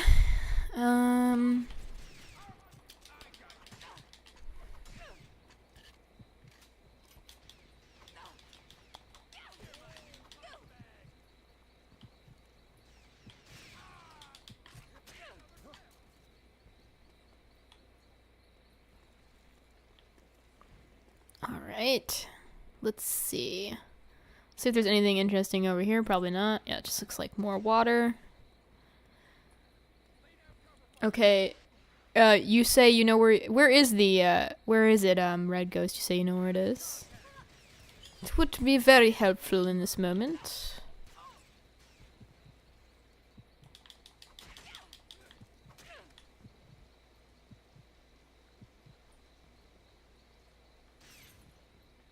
Welcome, Onibod. I hope that's how I pronounce your name. And hey, Eduardo, welcome, welcome. Good to have you back. If I had to guess where it is, it's probably through in this area. Oh, wait, I know where it is. Hold on.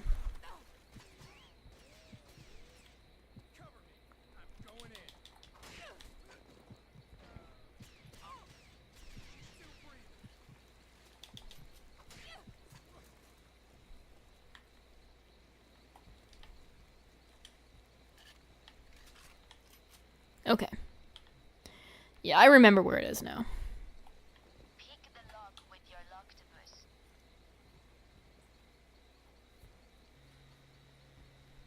I'm actually playing on neither. I'm playing on computer, through Cloud Play. So technically Xbox One.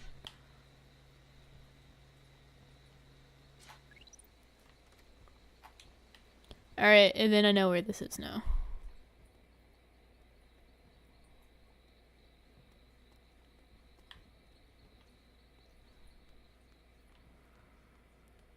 I do believe it is through one of these windows you can see it. Yeah. Here it is. This is what I'm thinking of. So I want to clip out there. And how I'm gonna do it is I'm gonna cover here. So I need my grenade. Hopefully this doesn't alert too many guards. And then... I don't think it's gonna happen if I'm being honest with you, Red Ghost. They're not gonna improve anything. And then I'm gonna shoot myself through this window.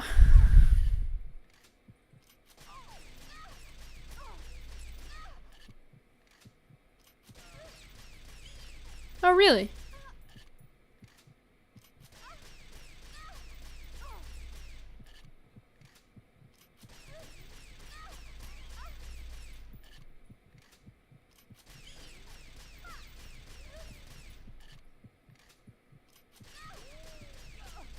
I actually don't even have my Xbox on, or, I'm not even using it, really. It's not plugged in or anything. So all you need is a PC. You don't even need an Xbox for cloud play. It's not required. Oh, shit, I died! Oh, I should have been paying attention. Oh my god, I'm an idiot. Okay, we're gonna blaze through. And this time I'm not gonna be reading chat while I'm doing this. I think in the future, yeah, definitely, we could do, some multiplayer streams. Although, Obviously, I would have mic disabled for other people. It would just be like going up against a couple of you guys.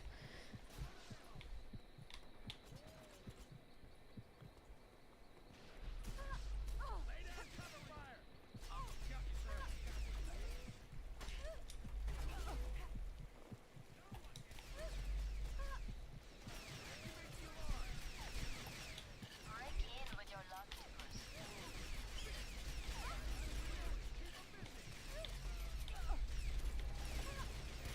Whoa.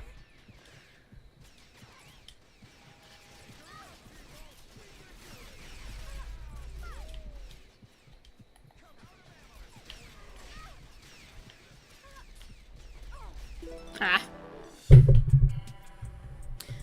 Have fun, Eduardo. I'll probably be on when you get back, honestly. Not too tired tonight.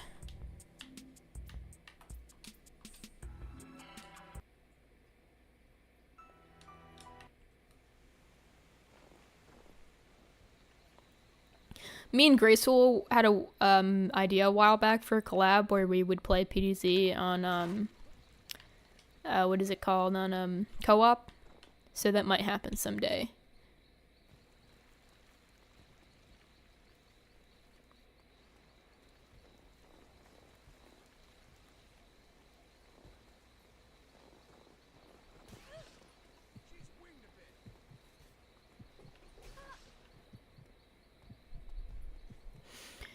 Alright, let's see if we can do it.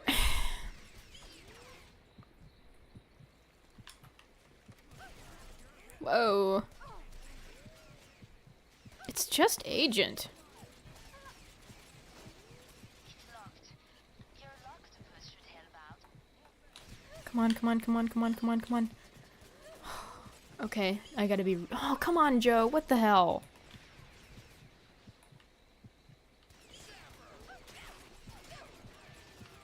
Okay, I gotta recover here.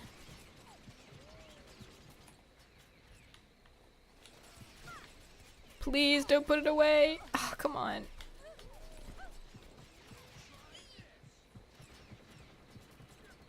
No, Agent is very easy. I have a tutorial on this level. The reason that it looks hard right now is because I've neglected to shoot literally anybody in the level. And so if you just take your time shooting people, then it really is like one of the easiest levels in the game. Actually, Agent is incredibly easy so long as you are shooting and not just running.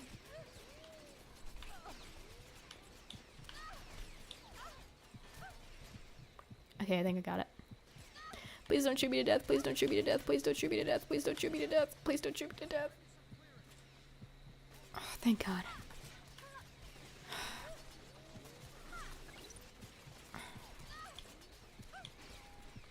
See, and even without shooting anyone, I already made it to the second half of the level, so it's really not that hard.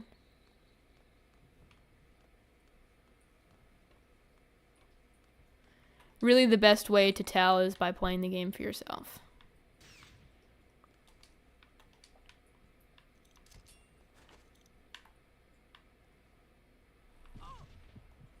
Alright, now I gotta make sure not to kill myself.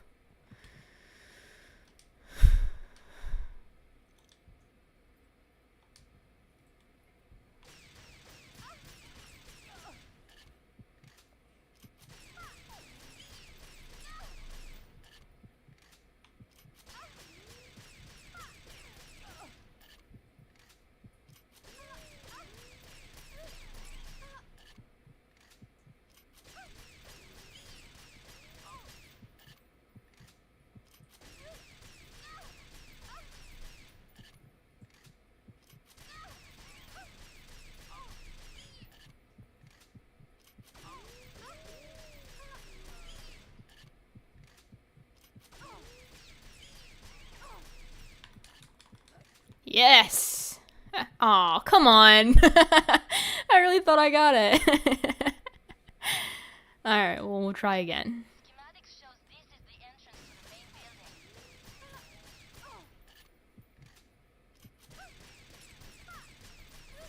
Oh, I can totally do that, Dave. It's just gonna be hard to do the boss fight. That's gonna be the hardest part.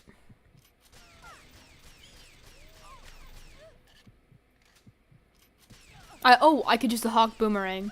I think, you know what, I think Shave Throne 10 has done this before, a run without shooting or killing anybody.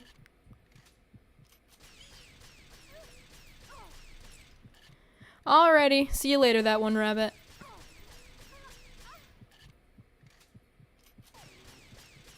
I'm just gonna try to reload some of my health here. Okay, apparently that's just not gonna happen.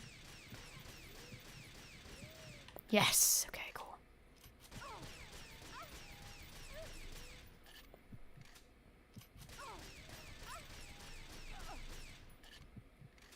I'm like halfway through the window right now. I have one more round. I guess I'm not going to be able to use that round. Yes! Did it! Okay, so now this is... Normally you wouldn't be able to get out here. So, let's see how good the geometry is out here. Oh, yes. I can climb. This is like a little ravine back here. Pretty cool.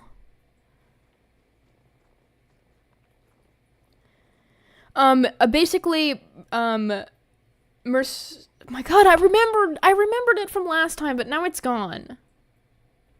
Mercerenity? I did it. I'm smart. Yeah, Mercerenity, it's called Out of Bounds. It's called rapid explosive cover. It's called explosive cover. Basically what you do is you take explosive damage, and then if you cover behind an object and shoot yourself with a mag sec, you'll phase through the wall. I don't know, it's a weird glitch PDZ has. But you can use it to get out of bounds into areas like this, and this is pretty dang cool.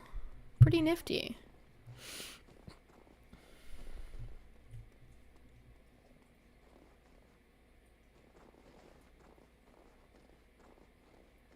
Yeah, this level's definitely one of the prettiest in the game. So that would be how Maggie got that picture.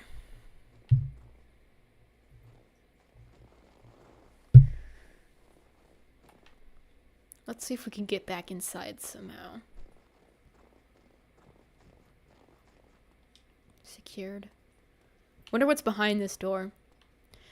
I don't think there's anything that we can move to do rapid cover to get back in there, sadly.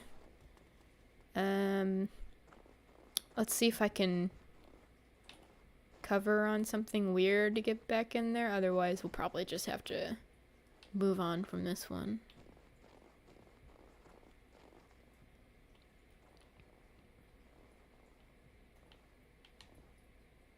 Very, very cool.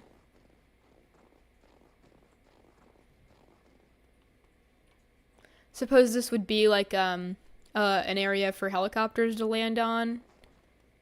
It's funny, you can see all my bullet holes over there. Hold on.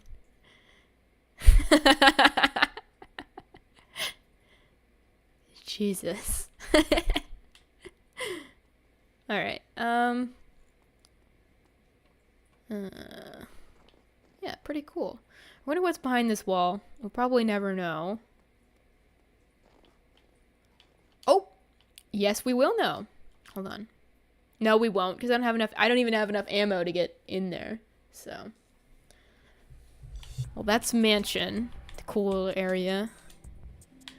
Let's see what else we could do.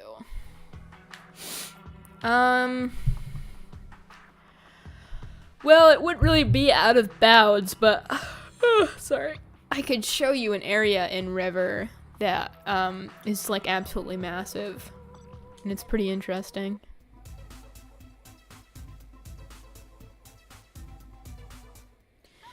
Oh yeah, if you ever need help, I have an ancient tutorial on it, and I'm dropping a full-length tutorial, like, where I play the whole game, mission after mission, like, consecutively. So, that one will be coming out soon. It's already recorded, I just need to edit it. And it's extensive, what I go into and in there, so, pretty much covers all the bases. Once you understand the technique to playing this game, it is just one of the easiest games to breeze through. Like, only really takes about 2 hours to complete it fully. If you're playing, like, without stopping or taking a break or whatever.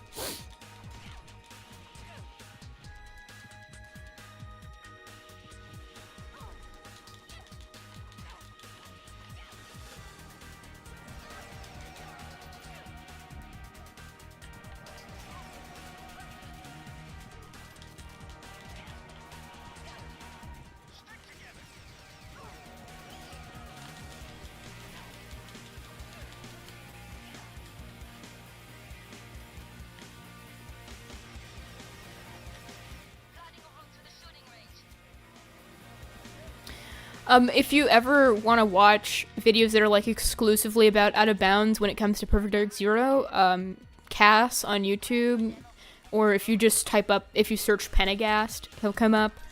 Like Penagast Perfect Dark Zero, he'll come up, and he makes videos about Perfect Dark Zero Out of Bounds. He's pretty funny, so I recommend. I'll be using his footage in a video soon about Out of Bounds, so. How's this for service? I managed to locate the gate controls. They're in the main tower. You reading me? That scan shows your near Datadyne hovercraft hangars. Sabotage the hovercraft to stop them following you.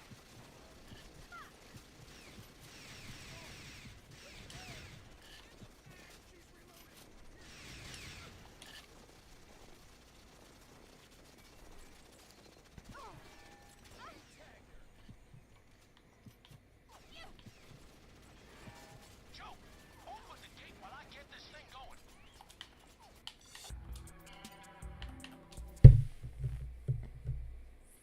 Oh, really? Great job. Speedrun personal best. That's amazing. Congrats. Alright, I'm going to show you some cool, not Out of Bounds, just not normally, not included in the level areas. It's this map is like one of the hugest maps in the game. Hugest. Is that a word? Biggest? I don't know why I said hugest. Radar tower en route to the jet pad, or it'll be able to track your escape. Stay on target. Bring us round. Need to take out the power units.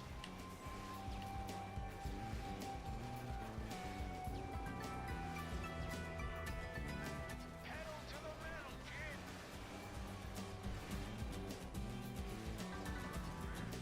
Guess you're gonna have to rely on good old-fashioned firepower to take out the radar's power nodes. Picked up a radar tower ahead. Check your waypoint. Give me an angle, kid. There we go. Took forever. Get the hell out of there, time.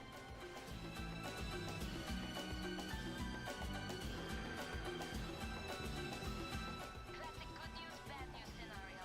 You got incoming hovercraft from the jet pad. Way through's clear if you can get past them.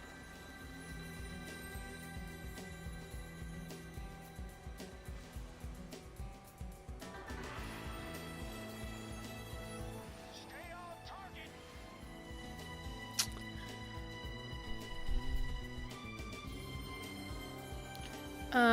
Oh, I wonder if we can even go in this area because I'm not on co-op. Shoot. We'll see, we'll see. I might know another way to get up there. Hold on.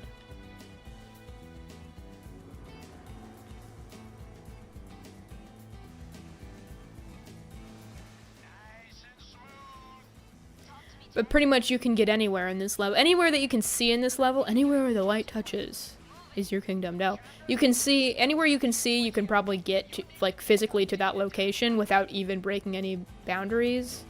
You can just kind of walk or drive there. Like, I'm gonna get up here. But it might be closed off because I'm not on co-op. Hold her steady.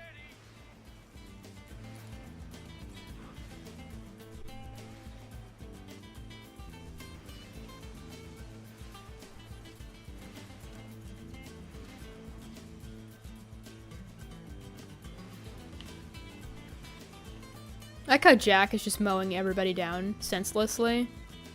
Like, really, Jack, there's no need There's really no need for this.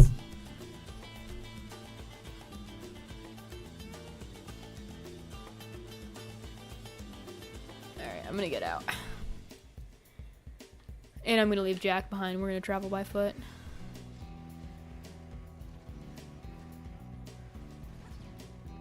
Thank you, Jack, for hitting me with a missile. That's very fatherly of you.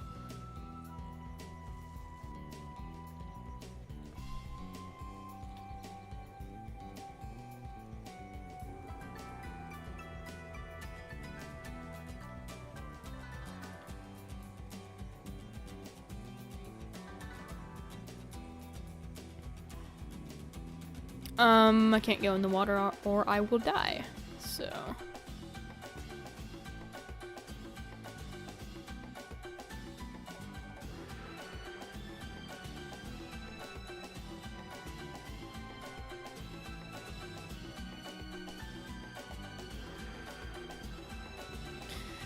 Let's go over to this platform over here. Feeling alright? Thanks for the concern, Chandra, but I really need your attention on your laptop right now. So, this is like an elevator or something, but I'm pretty sure that I can't actually use it. Yeah. But it looks like it would have been for something, am I wrong? I always wondered what was up there, but I can't really reach up there. I can't explosive cover in that angle.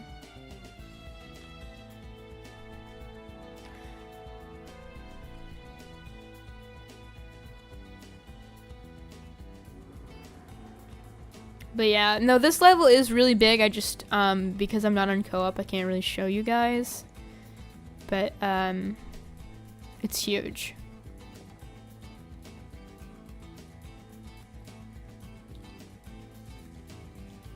This ain't a target, kid. It's our way out.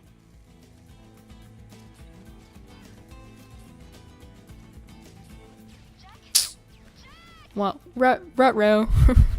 Uh-oh. Poor Jack. Oh well. Alright, he was gonna live such a long life. Okay, I'm so tired of that joke. Let us... what other cool out of bounds levels are there? Oh, I know. We could try, arena, but it's gonna be really difficult, mind you, so. But we're gonna give it a shot.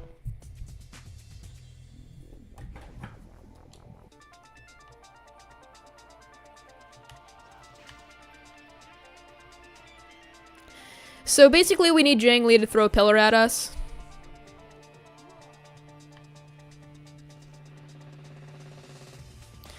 Because we're going to use the debris from the pillar to cover on this side of the platform and explosive cover off.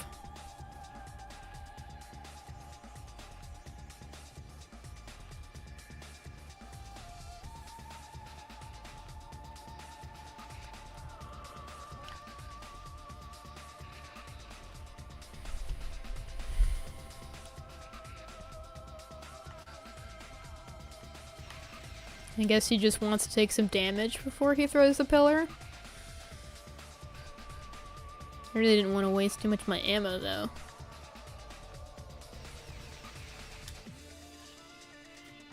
If not, if I can't get it to work, then we will watch Cass's video on it.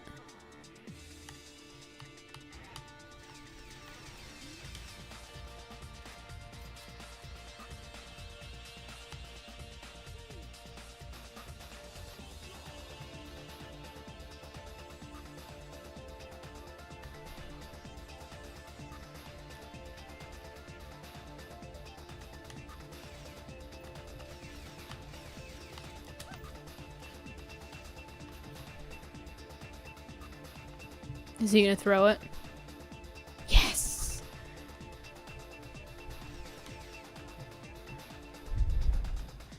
Oh, please don't fall. Please don't fall off. Please don't fall off. Oh, hello.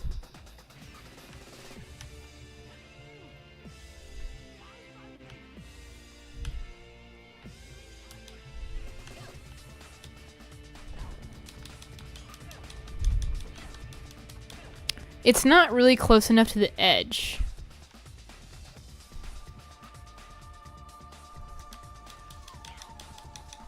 Why is he...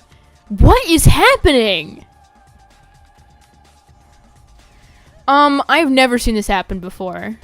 This is so weird, guys.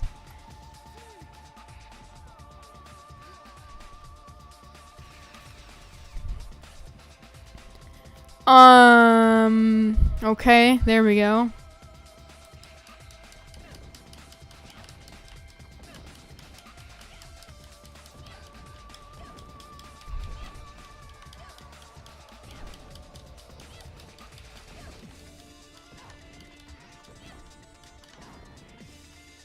Yeah, that's not gonna happen. Okay, we're gonna watch Cass's video on it because it's gonna take me literally ages for this to work in our favor. Yeah, Zhengli does dance. If you die, then after like a couple of minutes, if you like don't press the end screen button, then he will like start dancing. It's pretty funny. Okay.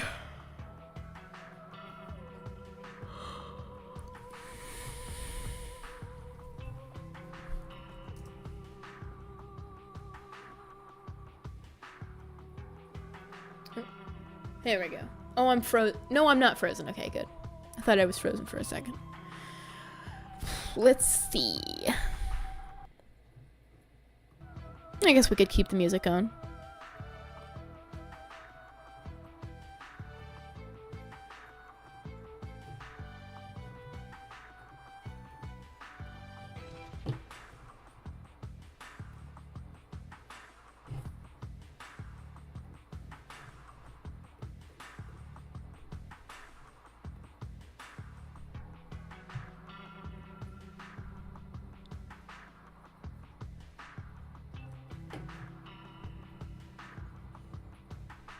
I feel like it would be harder to do on Perfect Agent because you don't nearly have as much health.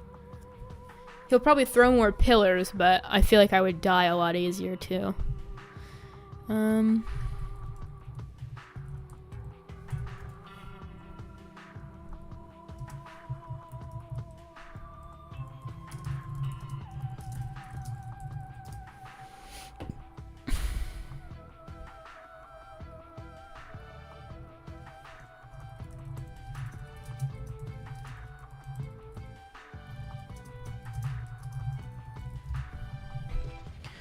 Alright, let's see.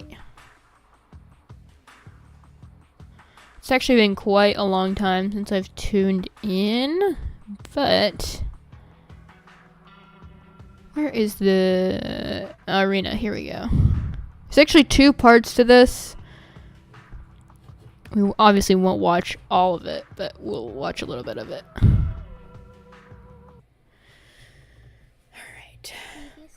Oh, by the way, really cool, guys. In the beginning, I totally forgot about this. In the beginning of this video, and I'm frozen. Hold on. Let me unfreeze myself real quick. Oh my god, this is ridiculous. Properties, deactivate, activate. Okay, there we go. Okay, really cool, guys. In the beginning of this video, this is a very old video. It's from, let's see, 2021. So I would have been, oh my god, I spoiled it. I would have been,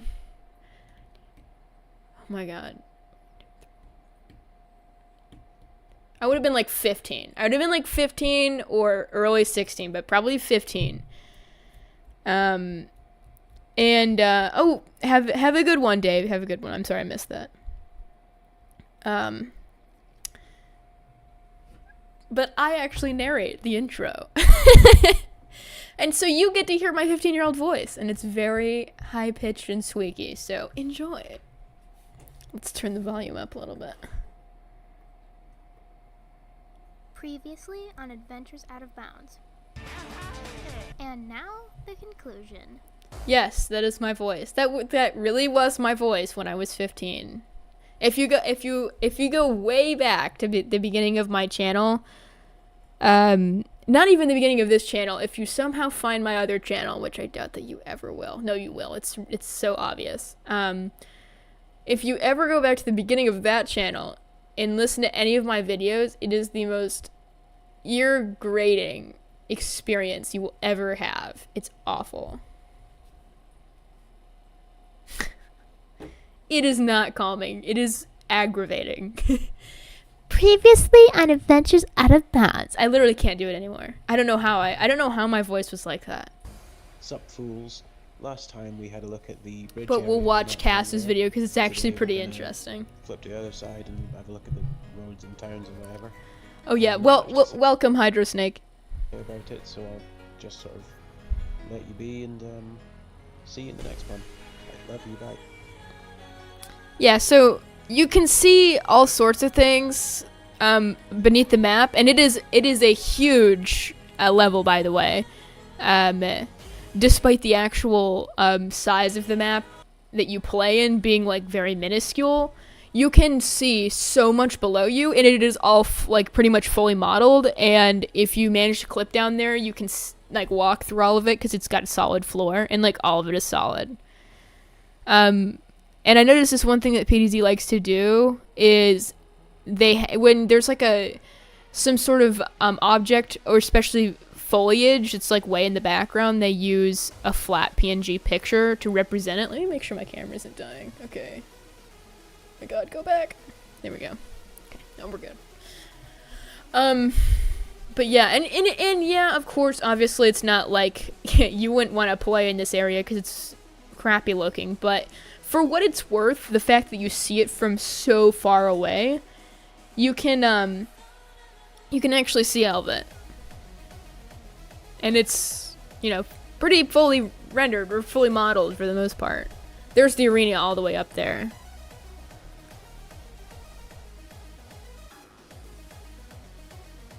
But yeah, it is really interesting, and it is huge.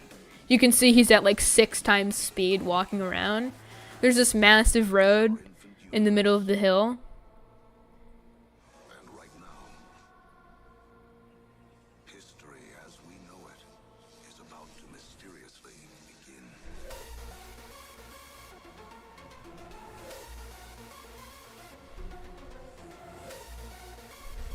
Really cool. Then there's another town. This is our infant universe. Everything that will ever exist. I wonder if he clips under the bridge in this one. No, I think it's the other one. And then also you can walk through the lake too, which is really rare because in Perfect Dark Zero you can rarely ever jump into the lake. So, alright, let's see. That was part 2, so where would part 1 be? Oh yeah, also Pentagast has a few pretty cool like PDZ sampled songs.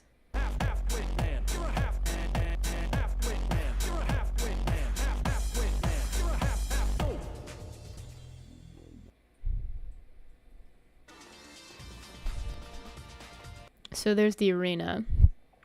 But I want to see if... Does he go on the bridge in this one? Yeah, he does.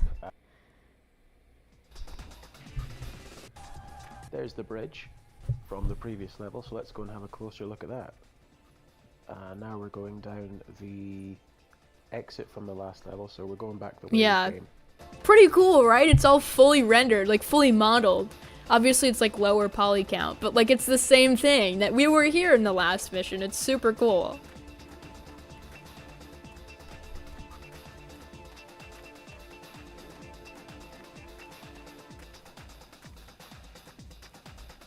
Also, welcome, Lone Angel. The Down base isn't looking that great. I guess the Institute really did a number on it. If only Jonathan's grenades were that good. Oh no, wait, that episode hasn't come out yet. Forget it. I command you to forget I said that. Right, good, thanks.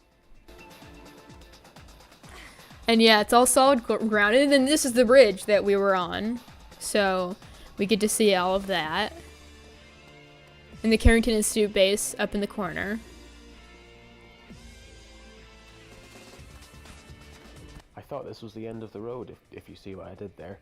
but it's not a waist high off. It depends on what you mean. Bijam. I don't know how to pronounce her name, but I'm going to try my best. Bijam Lork. It's orc. IORK. Bijami orc? I don't know. I tried my best. I'm not good with names. But I have talked to some of the devs from the original Perfect Dark and from Zero. I've talked to Kevin Baylist. Let me check. I'm gonna check. Let's see. Because there's a couple. But it has been an extremely long time.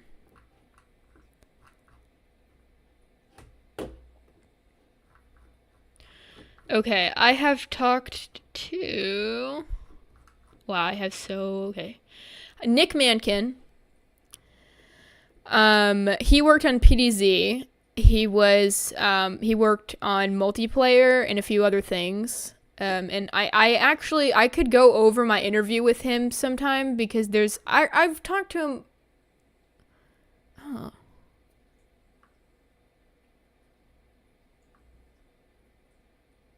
No, wait, it was Maggie who talked to him, but I have talked to him on Twitter a little bit about my collection. This was a long time ago, so 2022.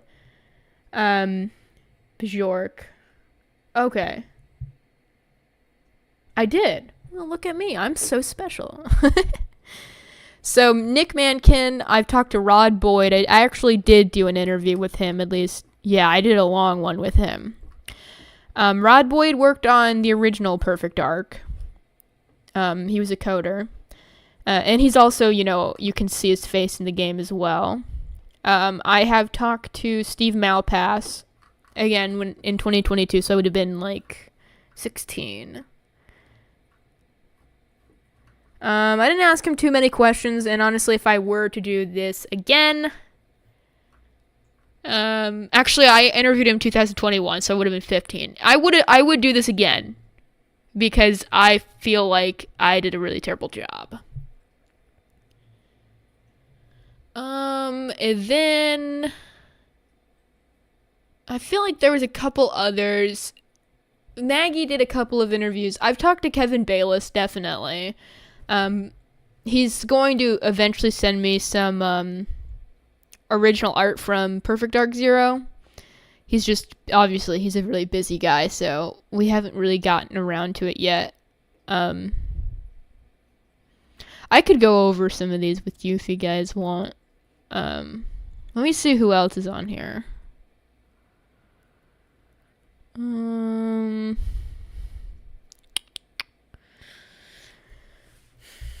I've also talked with people like, Gray Soul and, who else? Our White Goose, although briefly, and a friend of Phil Spencer's, although we haven't really talked about Zero, or Perfect Dark, really. Let's see. Okay, so with Nick Mankin, that would be with Maggie, so I don't really know. I don't exactly... My bad. I don't exactly... I know, right? I'm really excited about it. But people are very easy to reach out to. These people, I guarantee you, if you try yourself, they will be more than happy to. More than happy to talk.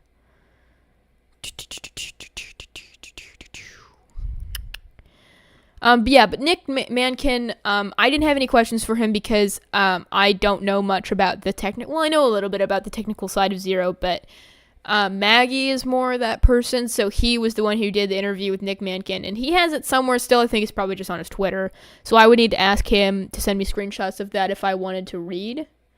But yeah. Rod Boyd, what were my questions for him? Probably some like really stupid stuff, because again, I was 15. Okay, I know what it was. So originally I had posted on Twitter asking about the crab milk shirt, and then I And then I asked, this slipped my mind. I've spoken with the voice actor for Jonathan, and he actually recorded a voice line for me way back when I was actually, like, 14. So, very, very nice person. I offered to pay, and he was like, no, just donate to charity in my name. Love him. Really great guy. And he would like my art on Twitter and stuff and repost it. It was all around very sweet. So, really cool guy. But anyways, I had spoken to somebody about the crab milk shirt, and they had said that Rod Boyd would know more about it than I did. Are you soon to become to be rock band in the future? Oh, I do have a band. It is called Full of Grape Juice and Whimsy, or Fogjaw for short. It's with my friend, Tide. She sometimes shows up in the chat, but she's in college, so she's a very busy girl. I am the guitar player and singer, and she is the bass player, because she likes the bass. But yeah. And I do love the new computer, it's great. So, Rod Boyd messages me and he says, hi, sorry, I can't recall much about the crab milk shirt other than I think it was from one of the billboards in the subway level. I know I had one and I used to wear it everywhere and eventually it was full of holes, so I threw it out. Sure, I'd be happy to do an interview about PDZ sometime if you'd like. I was like, oh, it's really great to hear from you. That's super awesome. Too bad about the shirt. There's so much little information about it. So he worked on AI and bosses for River Dark Zero. He said, yes, I joined the team about 2 years ago before the game was shipped. The game had already been in development for some time and had gone through several overhauls. It was changed from the GameCube to the Xbox to the Xbox 360. When I joined, we were still running on the first Xbox. I had never worked on a game professionally before and was given the task of implementing all of Level 0, the simulation mission, so data core, which ultimately meant refactoring the AI task scripting and navigation systems to support the spider bots who could walk on walls, as well as writing systems for managing level setup and logic. Most of the actual level logic itself, apart from on Level 0, which became a test case for those systems, was put in by designer Chris Tilson. I have not reached out to him, by the way. Maybe Maggie has. I will have to ask. Although I did end up doing AI and setup for the bosses, as in Jangly, in the dropship with Mayhem. I also worked quite a bit on optimizing the game side, dabbled in some of the networking for co-op play, helped out with audio stuff, and ate a lot of pizza. So that's what he said. And I said, basically my questions were, my first question was, during the mid-level cutscene, the Spider-Bot's eyes are sometimes green. I was the person who found this glitch originally. It might have stemmed from me leaving the game on for months at a time. I very rarely am not playing PDZ, as I'm a huge fan.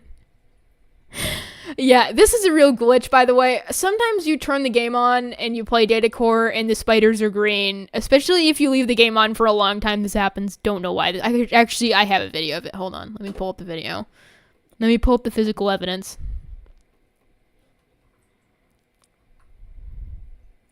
Also, I really should have been more specific because it only happens in the cutscenes. Okay, here it is. Sorry, ad. Okay. And I'm gonna be frozen. Yeah. Okay, hold on. Let me unfreeze myself again. This is gonna be a real pain in my ass. Every time I'm gonna have to do this. I'll figure out how to fix it when I'm not on stream. Okay, so, here's the glitch.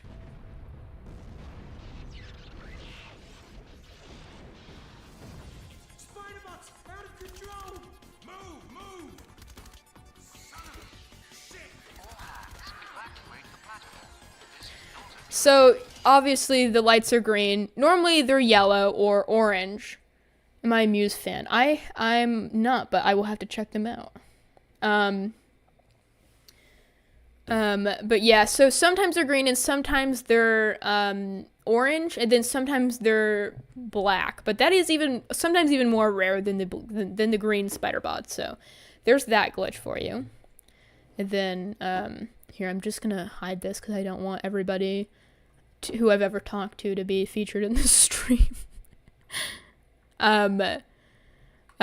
Because I get some rather weird DMs from people, and I don't like outing people like that. But anyways, so I asked about the spider bots, and I was like, we saw this glitch happen before, and it was really shocking.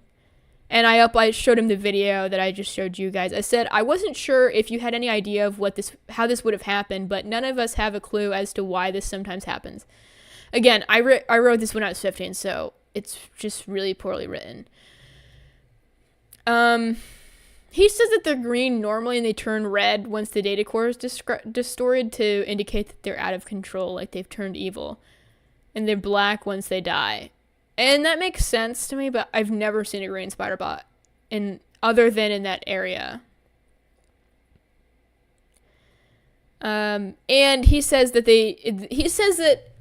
it was never specified a value for what they should be in the memory location. So like basically it's a 1 in 4 chance that you'd get green eyes, but it's not random, is what he says. It did get noticed in testing, he says. I remember having a bug about it, but it was low priority. Yeah, because there was a lot of problems with Zero. And then the next question I had was about, I did an interview with Lee Hutchinson. I don't remember this. Again, I was 15. This was a long time ago.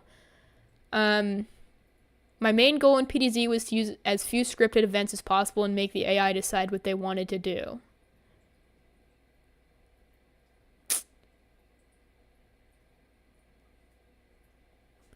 I don't remember this person. I really don't remember them. It might have been somebody that Maggie interviewed. I don't know. But I say, basically,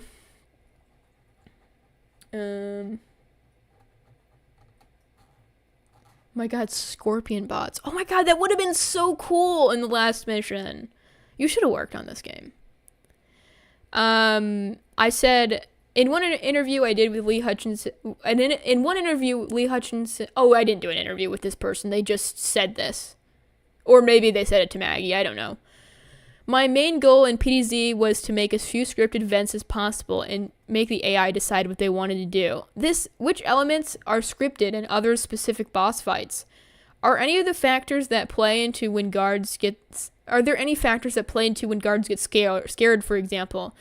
This is the guard specifically that does this animation a lot of the time. And I will show you the video. You're going to have to ignore me frozen. So if you look closely, he does this thing. Oh my god, it loops perfectly. But he does this thing where he puts his arms up in the air and he gets scared. So that can happen sometimes with guards. He said it depends. The partner character, i.e. Jack, in level 0-3, and objective characters, i.e. scientists in level 0, are usually fairly scripted. Did I watch Sonic 3? I think I did. I watched one of the more recent Sonic movies with my friend when it came out. But if you're talking about the most recent Sonic movie, like if there was one that came out recently, I haven't. Oh my god, Tide! I was just talking about you. I was just talking so much shit about you. I'm kidding. No. I was talking about our band. Someone asked, so. But welcome. Welcome, welcome. Okay, so he says, that the ally characters are very scripted and they have target areas and wait for things to happen and they have to be forcibly moved or whatever. And he says, but their navigation responds to enemy encounters along the way in combat tactics. That's, pretty standard. The enemy characters are generally not scripted much at all. I believe that this is what Lee was referring to. They may occasionally be spawned at precise times and placed for a specific purpose, or given a path to patrol when the level is set up. But after that, it's down to their own reactions to that situation, which is driven by their own awareness, sight, sound, and state of mind, nervous, angry. So basically what I am deciphering from this is, I've been there. Yes, she is the bassist. She is the best. She is the best. Right now we're just covering songs because we don't really we're both still learning, but I'm very excited. Basically that's pretty standard. But what I'm inferring is essentially the guards can be spawned in different states. Hello, Gilded Z. Or Gilded Zed. I remember I read on Twitter that's how you pronounce it. Zed. The PDZ thing is, we're going good. I'm no Let's Play Claypool, guys. But yeah, so basically they can be spawned in nervous or angry, and essentially like, or other, I guess, suppose other emotions as well. And their reaction is determined by whether or not they've already heard you or they've spotted you, etc. So that's what I'm getting at that with that. Of course, a lot of the AI is how you convey the awareness to the player through animation and speech. In that case, with that guard, I have no specific memory of why he does that, but my guess is that he spawned in a nervous state. The enclosed space means unless you make a noise somewhere nearby, then he will completely be unaware of your presence until he sees you at fairly close range, which will cause him to be scared. And then probably we simply didn't have enough animation variations to convey a scared state, so you see the animation repeated a lot of the time. So it's pretty interesting. Pretty cool. Alright, this one is slightly related to the last question. When spotted by an enemy in the game, sometimes instead of attacking, they do a taunt animation or start talking on their radio. Does them talking on their radio affect other guards / AI? Or does it only play effects in levels with alarms like Mansion? And he says, if I recall correctly, once guards get on the radio, it alerts other guards in the area to your presence location. So if you see a guard reaching for the radio, you want to take them out very quickly. If you don't, you should expect other guards converging on your location pretty quickly. They will be in an alert state, ready to attack. This applies on all levels, so it's pretty interesting. It does not usually trigger guards to spawn. It alerts the other guards that already exist. It does not usually trigger guards to spawn. So I think like on levels such as Trinity Escape, when part of the level is like you are trying to run to the end and there's guards that spawn, that probably, or Trinity Infiltration, that causes guards to spawn. Hello, Architect. Welcome. Have fun on your stream.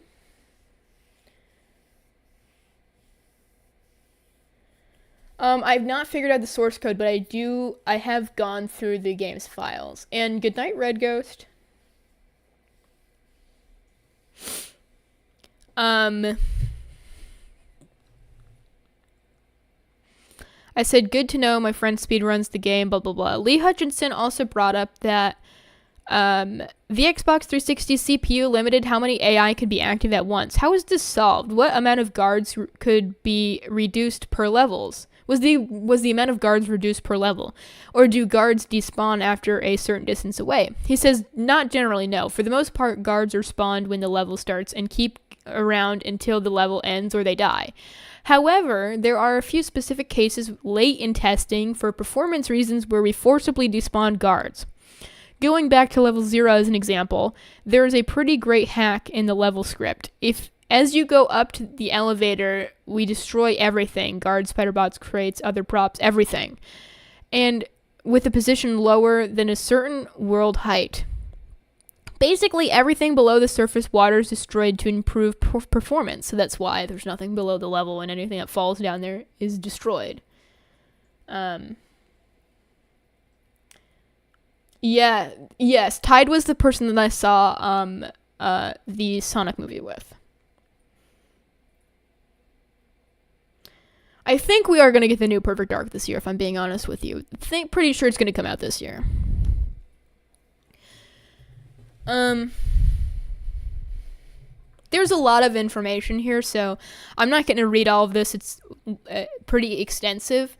Eventually, I will post like my full interview with these people, and maybe do interviews with more people in the future, or redo some interviews, because I'm like honestly kind of embarrassed by how terribly I did some of these when I was this age.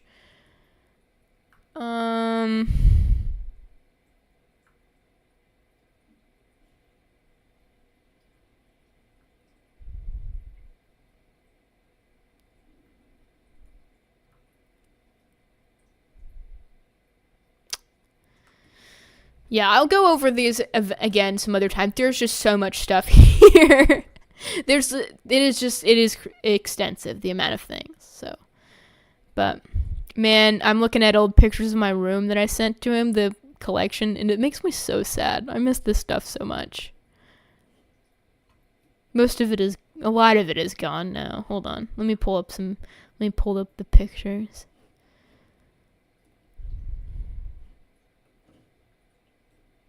Oh my god, Stella, my old cat. It makes me so sad. Hold on.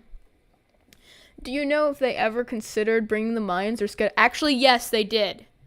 They very much did. And all of the hieroglyphs are a nod to the Mayans in Skedar. And there's also a line of code in PDZ that has the words "No Elvis," and it's right by the trigger in Subway. So pretty cool. But yeah, let's see here. I'll show you. Okay, let me unfreeze myself again.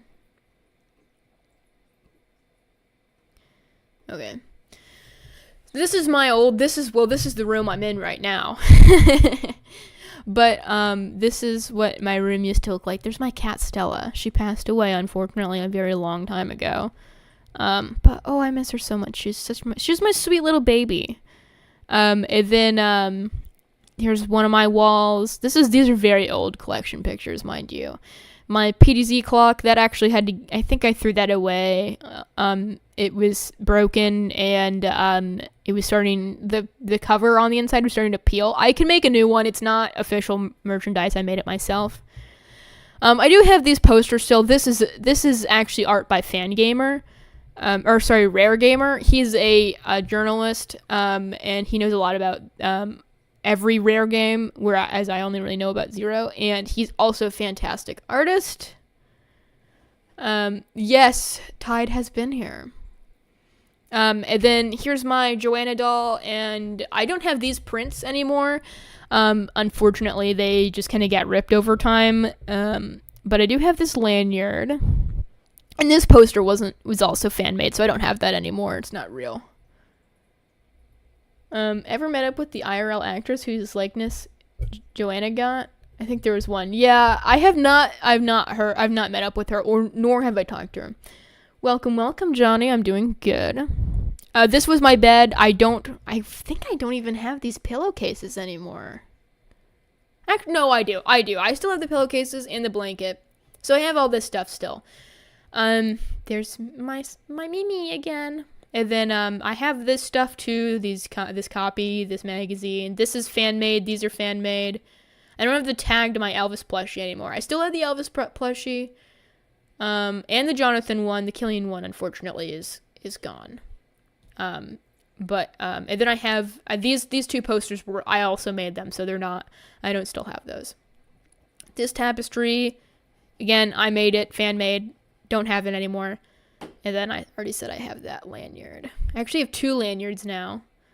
And there's another picture on my wall and some more fan-made posters. This I don't have anymore. My cat jumped up onto the wall and tore it in half, so I don't have it. Which is sad because they don't sell it anymore. But that's fine. And then if I do a little digging, I can I still do have most of the collection. I just don't really display it anymore. Oh, I think it is coming out this year. I have seen some stuff, and I think that it's pretty close to launch, if you ask me.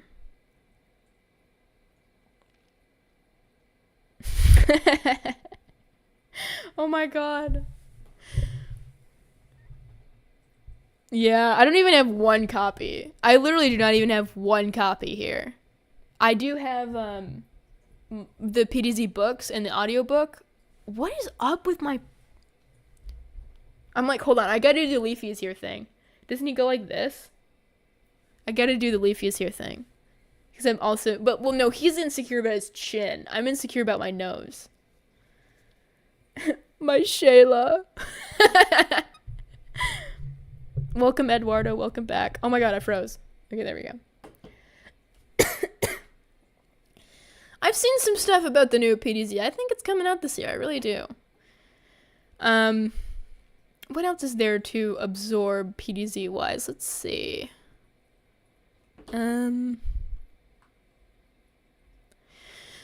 I was featured in one of Pendergast's videos at one point. Very, very, very, very, very long time ago. Like 4 bazillion years ago.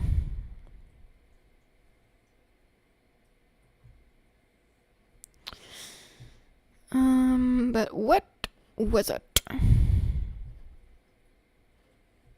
Pendergast and Fossler for Explore the Woods at 3 a.m. That's what it was. I think I'll have a cool cameo in Perfect Dark at some point? I would love, but probably not. I have like 3,000 subscribers on YouTube, so. No, Todd, I will beat you up. I don't think I can stand to watch this video if I'm being like really honest with you. But we will look at it anyways briefly. And I'm frozen, hold on. So this whole idea was a chaotic mess for us because at the time it wasn't my Wi-Fi. There's something wrong with my Xbox to where whenever I would join a match with somebody who was overseas, and Pendergast is from Scotland, anytime I would join a match with somebody who was overseas, it would like cut out halfway through, and so we really could only get like halfway through this game, through this level, before we would just zone out. It was terrible. It was awful. And you can hear my dog barking in the background. It's just chaos. And again, remember, I was 15, so you'll have to excuse the squeaker voice. But we got nothing done, really, and I said some really out-of-pocket things. Oh no! And also the audio sounds like this the whole video, so we're not going to watch it, but... We were just there too. But yeah, so this kept on happening where, like, it would just stop working.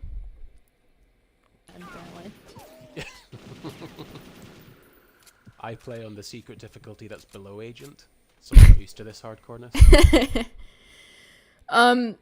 There's some pretty funny things in here, like I make fun of Palo at some point. Like my own comment. And I said something about Wild Bill somewhere in here. I don't know if I'll be able to find Can it. they save him for only the toughest missions, or Oh, here it is. I think this is it. The game disconnected again. Yeah. Oh, there I go.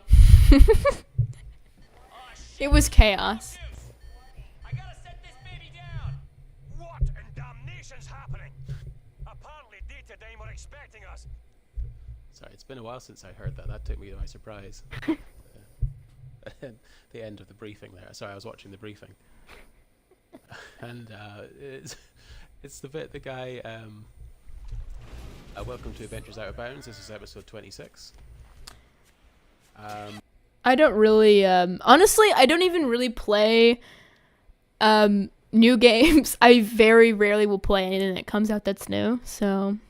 but I did hear about the Splinter Cell game. That's going to be pretty fun. Oh, what have you done? A ton of people, even though like I used to be in the military, and I do this like all day. I don't even know what I'm talking about half the time here. I guess maybe the mines and the spider bots. Since Yeah, who knows? It's just a lot of rambling for the most part, and it's like almost 30 minutes of pure chaos and we get nothing done. But it is a pretty funny video. Sometimes I look back on it for laughs, but and for the nostalgia of it all. Let's see what else I have on my list here.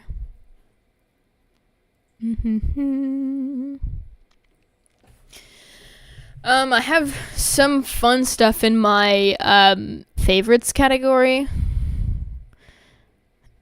Previously on Oh my god, that voice. Oh, this is cool. Here, hold on. Hold on. And I gotta fix this again. Hold on. Okay. So, there's some cast videos on it, but we've already watched a bunch, so we'll just skip out. And then, there's this animation here of Joanna after this ad. Welcome back to We the Hobby. You know what time it is? Agent Dark, mission log, 10:28 hours. Against my better judgment, I'm about to enter Area 51. really timely. Because, 2019 with the whole alien, we were going to raid Area 51. And then I saw this really cool video of somebody cosplaying Joanna Dark. This was long before I ever did it. And I've seen this person's cosplay pictures too on DeviantArt. It's really cool. But she did the whole thing herself. It's very impressive. And that Falcon does look like the real Falcon. I'm not actually running Windows 7. It's Shell, so it's Shell with All-Start back. And then on here I have the stage theme for Perfect Dark Zero.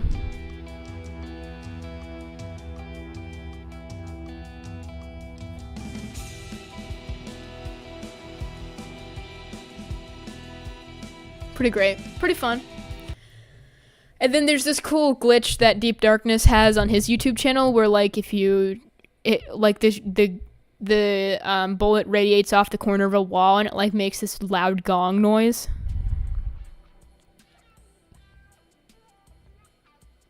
Ricochets.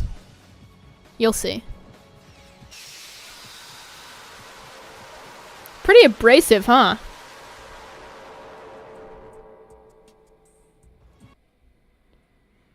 And then co-op trailer via Perfect Dark Recon. It's of two devs playing the co-op.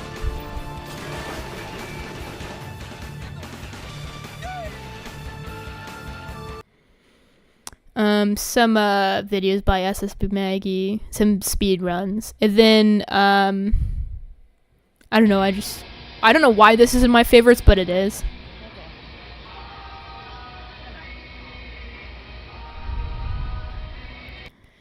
And then I have a cool like student film that somebody did about Perfect Dark, and I lose this all the time, so I have to put it in my favorites. But it is really cool. I'll show it to you. Thank you, Mercinity.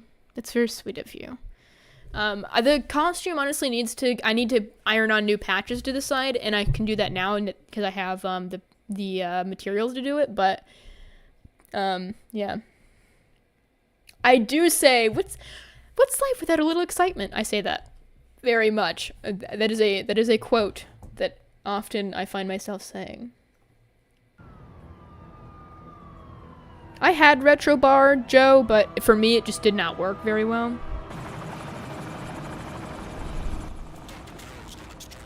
The audio is a little grating, so I apologize.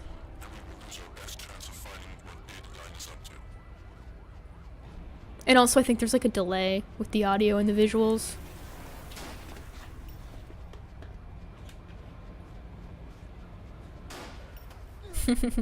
Pretty cool though.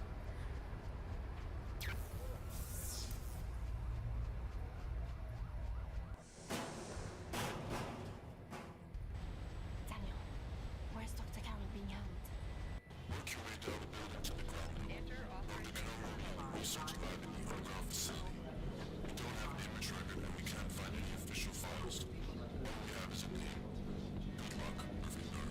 It's like 6 minutes long. The plot is pretty good, not gonna lie. And it's not shot terribly. It really isn't. It's very good. It came out, this person made it in 2012. And I just like it. It's very good. It's very good. So, and then I just have some other various garbage on here. And then Sorry to ruin your groove.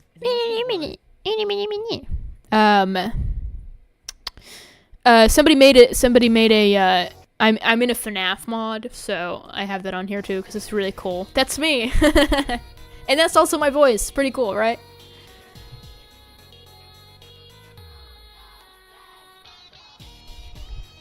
Let's see if I can find where I am in this. Yeah, here I am over here. 3, 2, 1, go! Do I still have the Jonathan cosplay from sophomore year? Yes, it's in my basement. At least just the vest is, because the rest of it is like really nasty, so I threw it away. But I do still have the vest, and it is so much worse than we remember it, so. But yeah.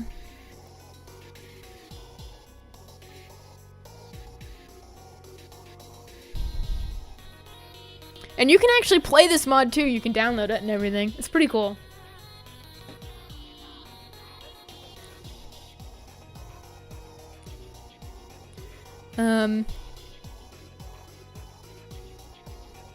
Here it is over here. Friday night the 13th. Pretty cool, pretty cool.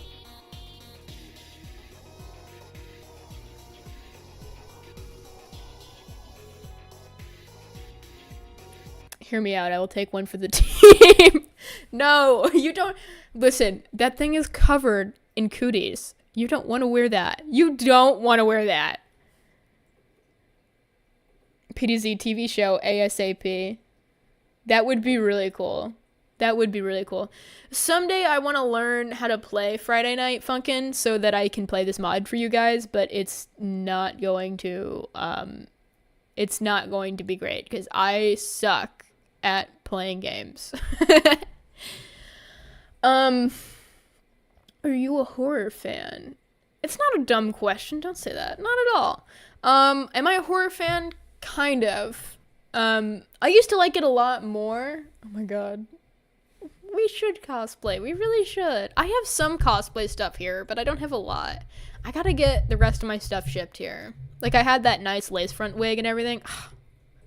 So good. You're really good at FNF? Well, maybe you should play my mod.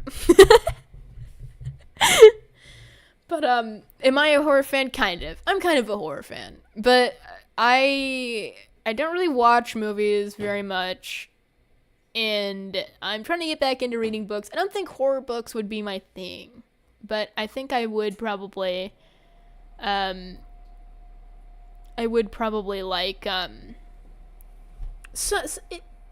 think I would. I think I would like some horror books. But I do like some horror games. Although when it comes to the mod, I don't know anything about this series that they're making, the Friday Night the 13th thing. It's basically like, it's by a team, and just one of the people who worked on the team wanted to add me to the mod, and of course it's like, absolutely. How am I gonna say no to that? Are you going to any System of a Down shows this year? No. I am broke, so that's not gonna happen. But I do like System of a Down. You see my shirt? And I know I have worn this on the past, like, 3 streams, but, you know. Tide, we should really roleplay at ROCs. That would be very fun. I miss doing that. But I swear to God, I have worn this shirt recently on a stream, haven't I? Whatever. Well, that's sweet of you.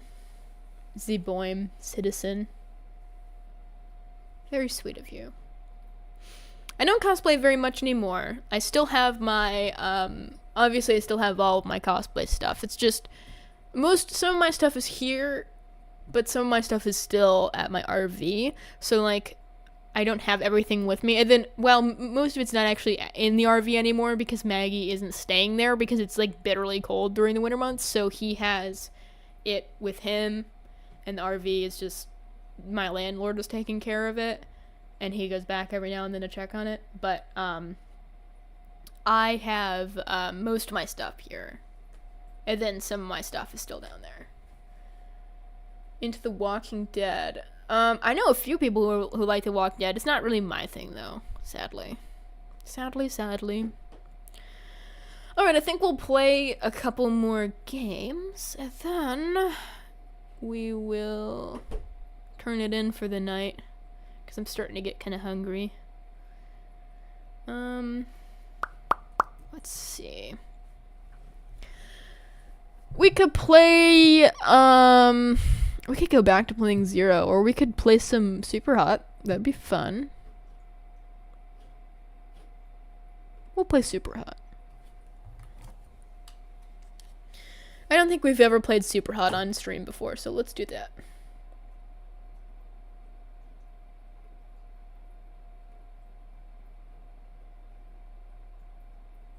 Alright.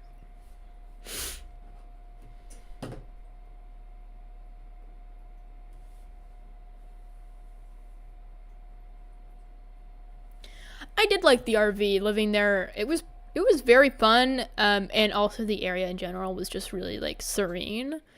But there are obvious downsides to it. The bugs are definitely one of them. I have like really bad scars on my legs. You can't really see them, but like if you see these like spots on my leg, they're like permanent scars from being bitten by bugs whenever I'd go outside because we were literally in the woods.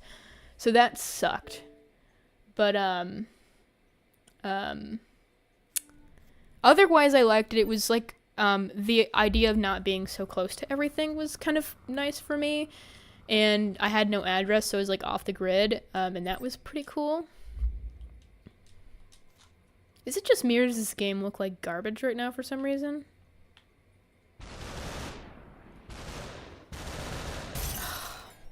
I used to play this game on VR. It was so much fun.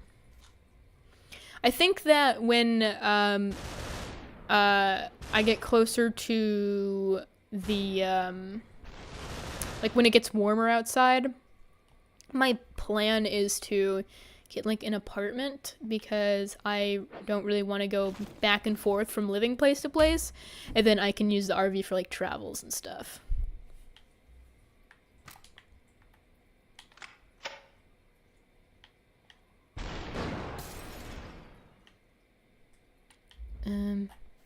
Yeah, this game is working very slowly. I guess it just doesn't like cloud play for this game. Some games are better than others on cloud play, where like, cause like, I feel like it's missing something, like the transition between each level. I feel like there's supposed to be sound there and there is none. That's fine. It's still playable.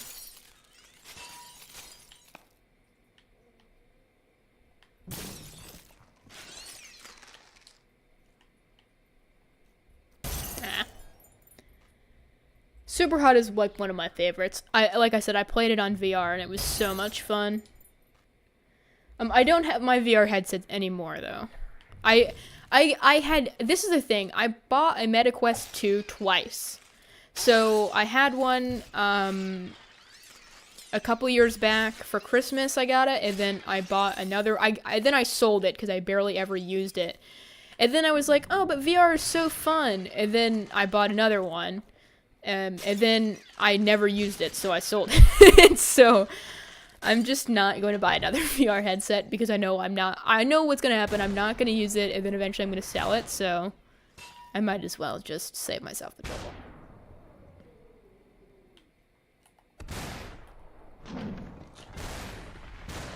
But don't get me wrong, VR was very cool. Especially this game on VR.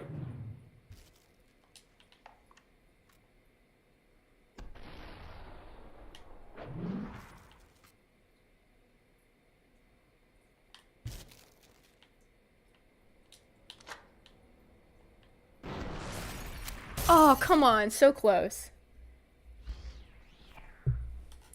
Oh, it is so cool. The inside, when I was buying, like looking at places to buy the RV, we went to a couple shows and we went to like a couple dealers, and it was very cool. It was like one of my favorite things to do was like go inside and take pictures and stuff, because some of the ways that like more modern RVs are designed, and the old ones too, like the really retro ones are designed, are very like interesting in the sense that like they have a lot of intricate design details to them. And, like, it's, like, it really, when you have so little space to work with... Excuse me. When you have so little space to work with, you end up, like, being more effective with the space that you have. And so it's, like, a compact house. It's very cool.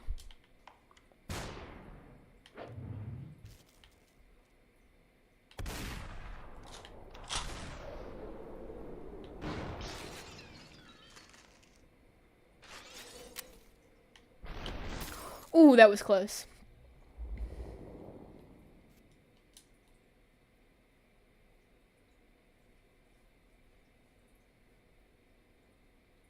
It's so unserious. I love it. Alright, let's see what this one has in store for us. Ooh. See, it's like, it like freezes for a second.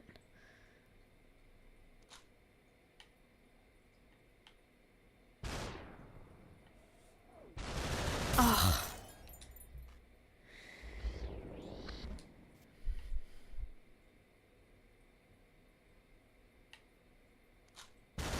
Okay, there we go.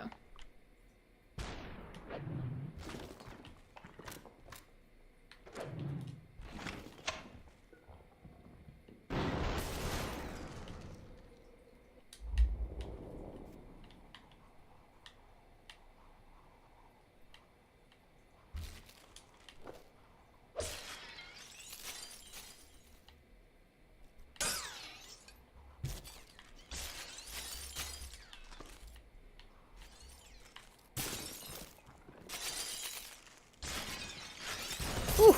Okay, I wasn't expecting that. Oh, hi, Nate. Welcome. Oh my god. I'm being watched.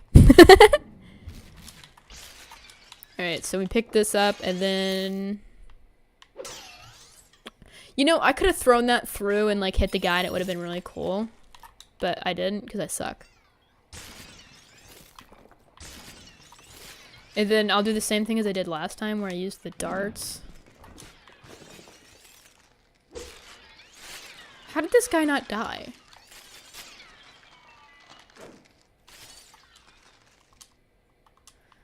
Okay, there's one.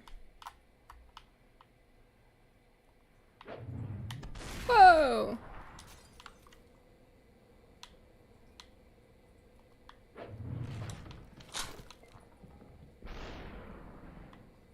How did you...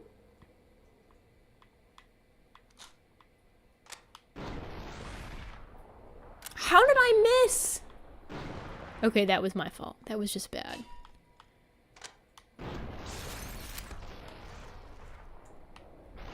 Whew. There's that noise that I was waiting for. All right. And this looks like the same level, no? I guess it's a little different. Get the sword. Oh yay, that guy got him for me. the way bro folded.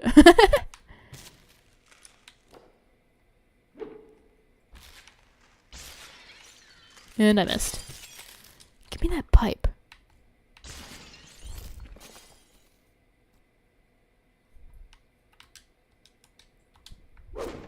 Okay, so it's B to throw weapons.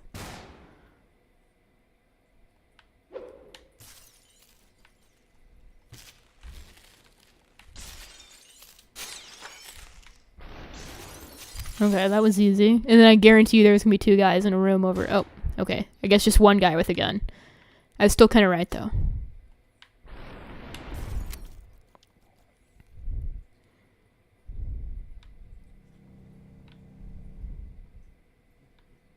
Okay, this is creepy.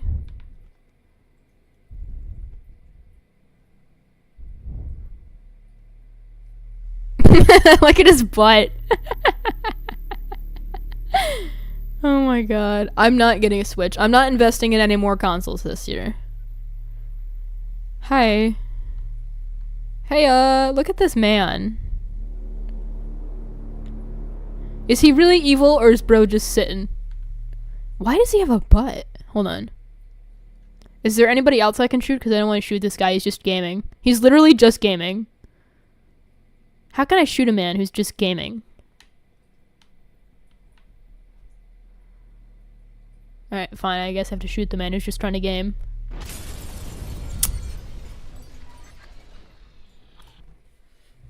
He was playing Fortnite. He was getting a dub in Fortnite. Thneed? Like the thing from, oh, the end. I thought it said Thneed.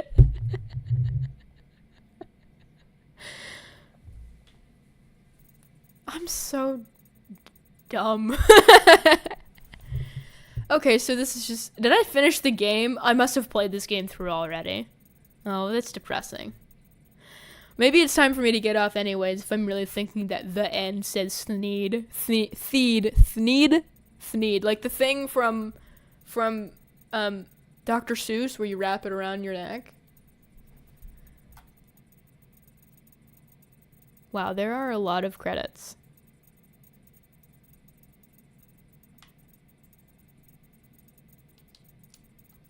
Are these credits? Because I can't even read them.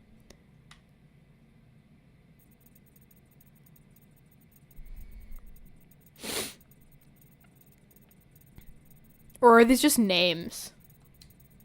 Is there any way I can get out of this? Because I'm just kind of scrolling. Okay, there we go.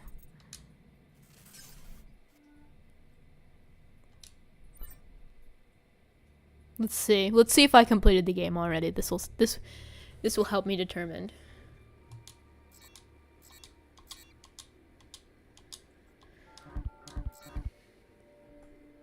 What games I have on my N64. I don't have an N64 anymore. I sold it a long time ago to pay for my cat's vet bill when she had babies. So no longer have the N64. That I sold it to Grey Soul, so it's in good hands.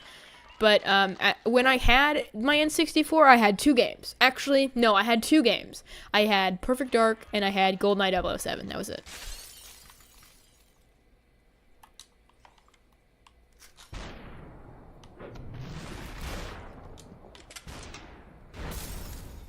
Super. Hot.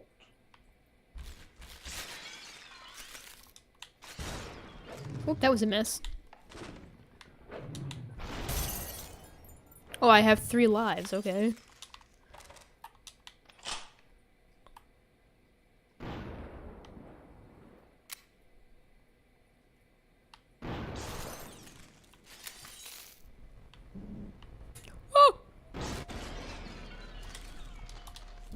Oh, what the hell was that? Okay, that was weird. I think I just jumped over him. Super. Hot. Alright, we'll play the more section of this game and then we'll be done.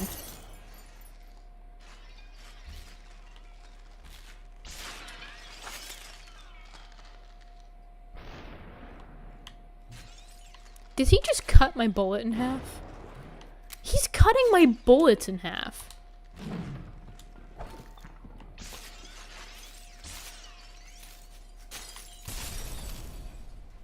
Super. Hot. Oh, they're doing fine now. It was a very long time ago. We mobile. Yeah, it's a reference to the design to the mines in GoldenEye.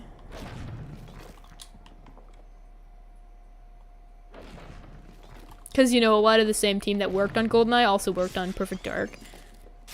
So the game's kind of like, you know, They're like a family of games, if you ask me.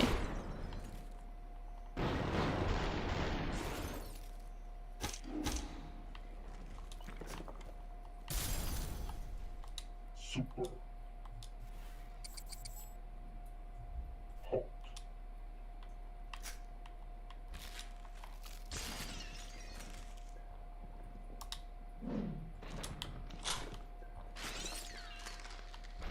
How could he not?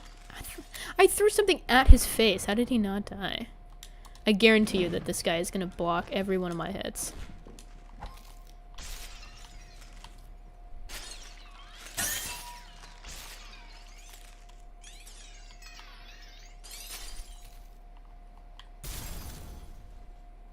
Super. Easy peasy. Hot.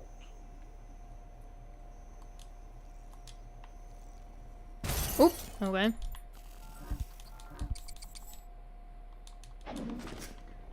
Oh. Do I start from the beginning when I die? Yeah. Okay. We'll give it one more shot, and if I don't complete it, then we will pick it up next time. I hear that music that I remember from playing this in VR.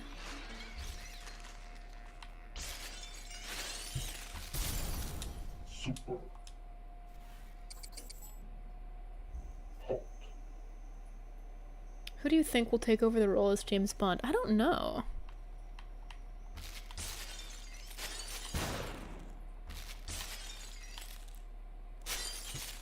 I remember when I was watching Mamma Mia, and I forgot that the guy who plays James Bond also plays a character in that movie, and I was like, wait a minute.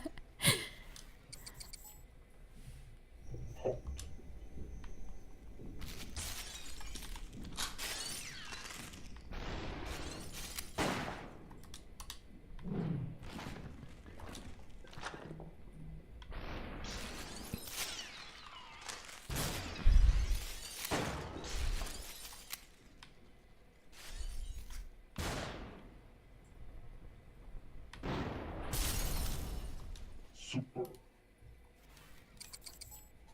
Yeah, Pierce.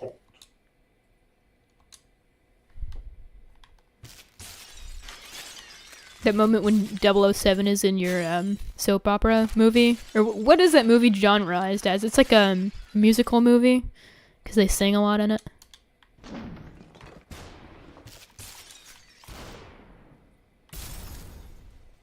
Super. Really? That's crazy.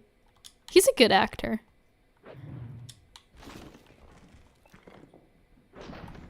I think I have almost all of the Goldeneye movies on DVD.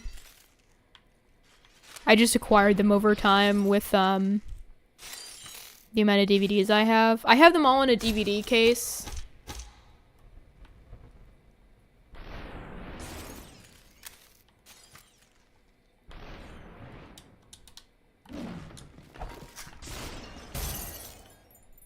How did I get shot? Who shot? Oh.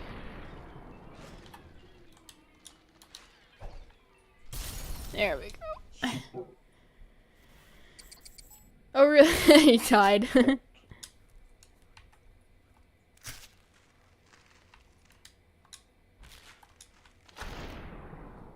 That was close.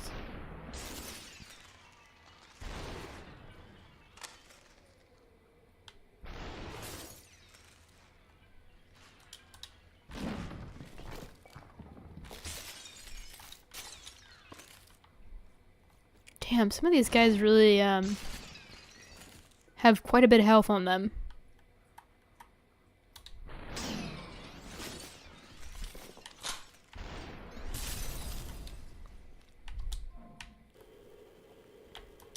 Super.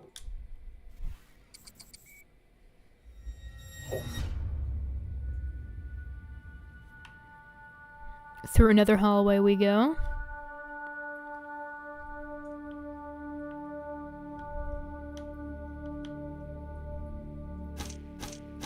No one here. You've already won.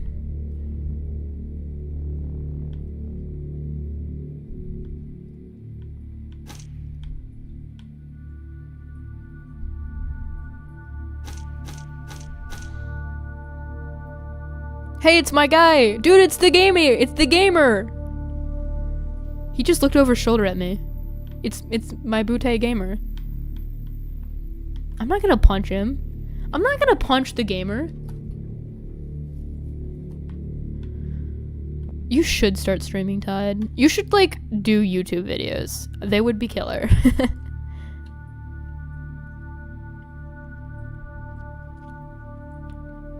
That's it. I punched him. I didn't want to, but I had to. Super hot. Super.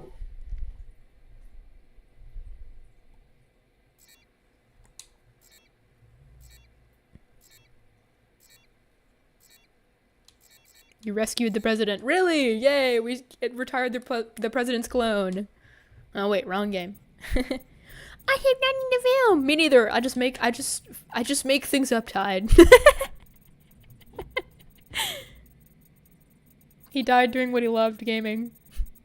The poor gamer. I really don't want to have to go through this scrolling thing again. Okay, thank God.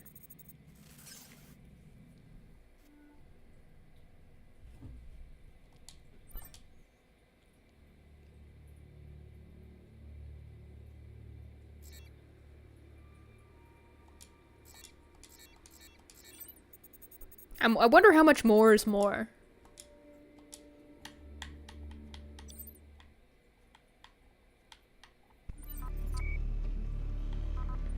Okay. We will I think we'll end it. I think maybe we'll end it here because it seems like there's actually quite a bit more to this game that I have yet to play. Let's see. How do I get out of here?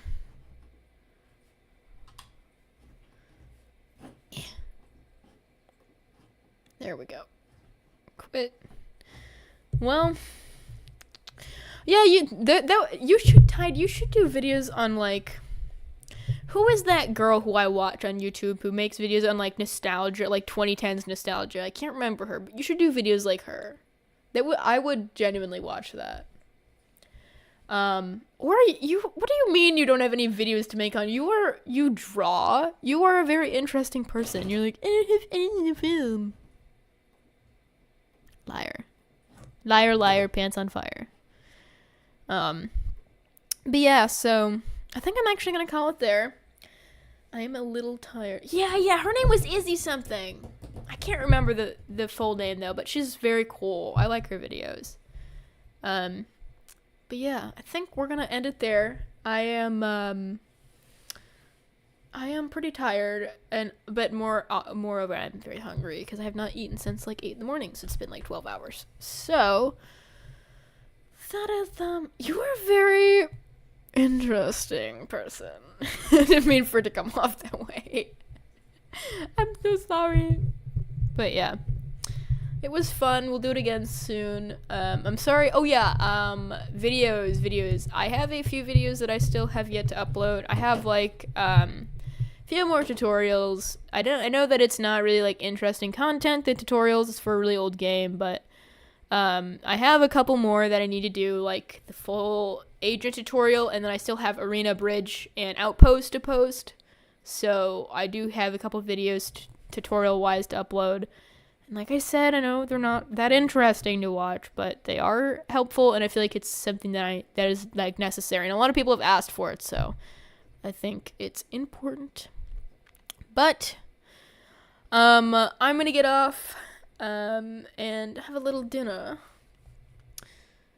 And I hope you guys enjoyed the stream. Expect some new stuff from me soon.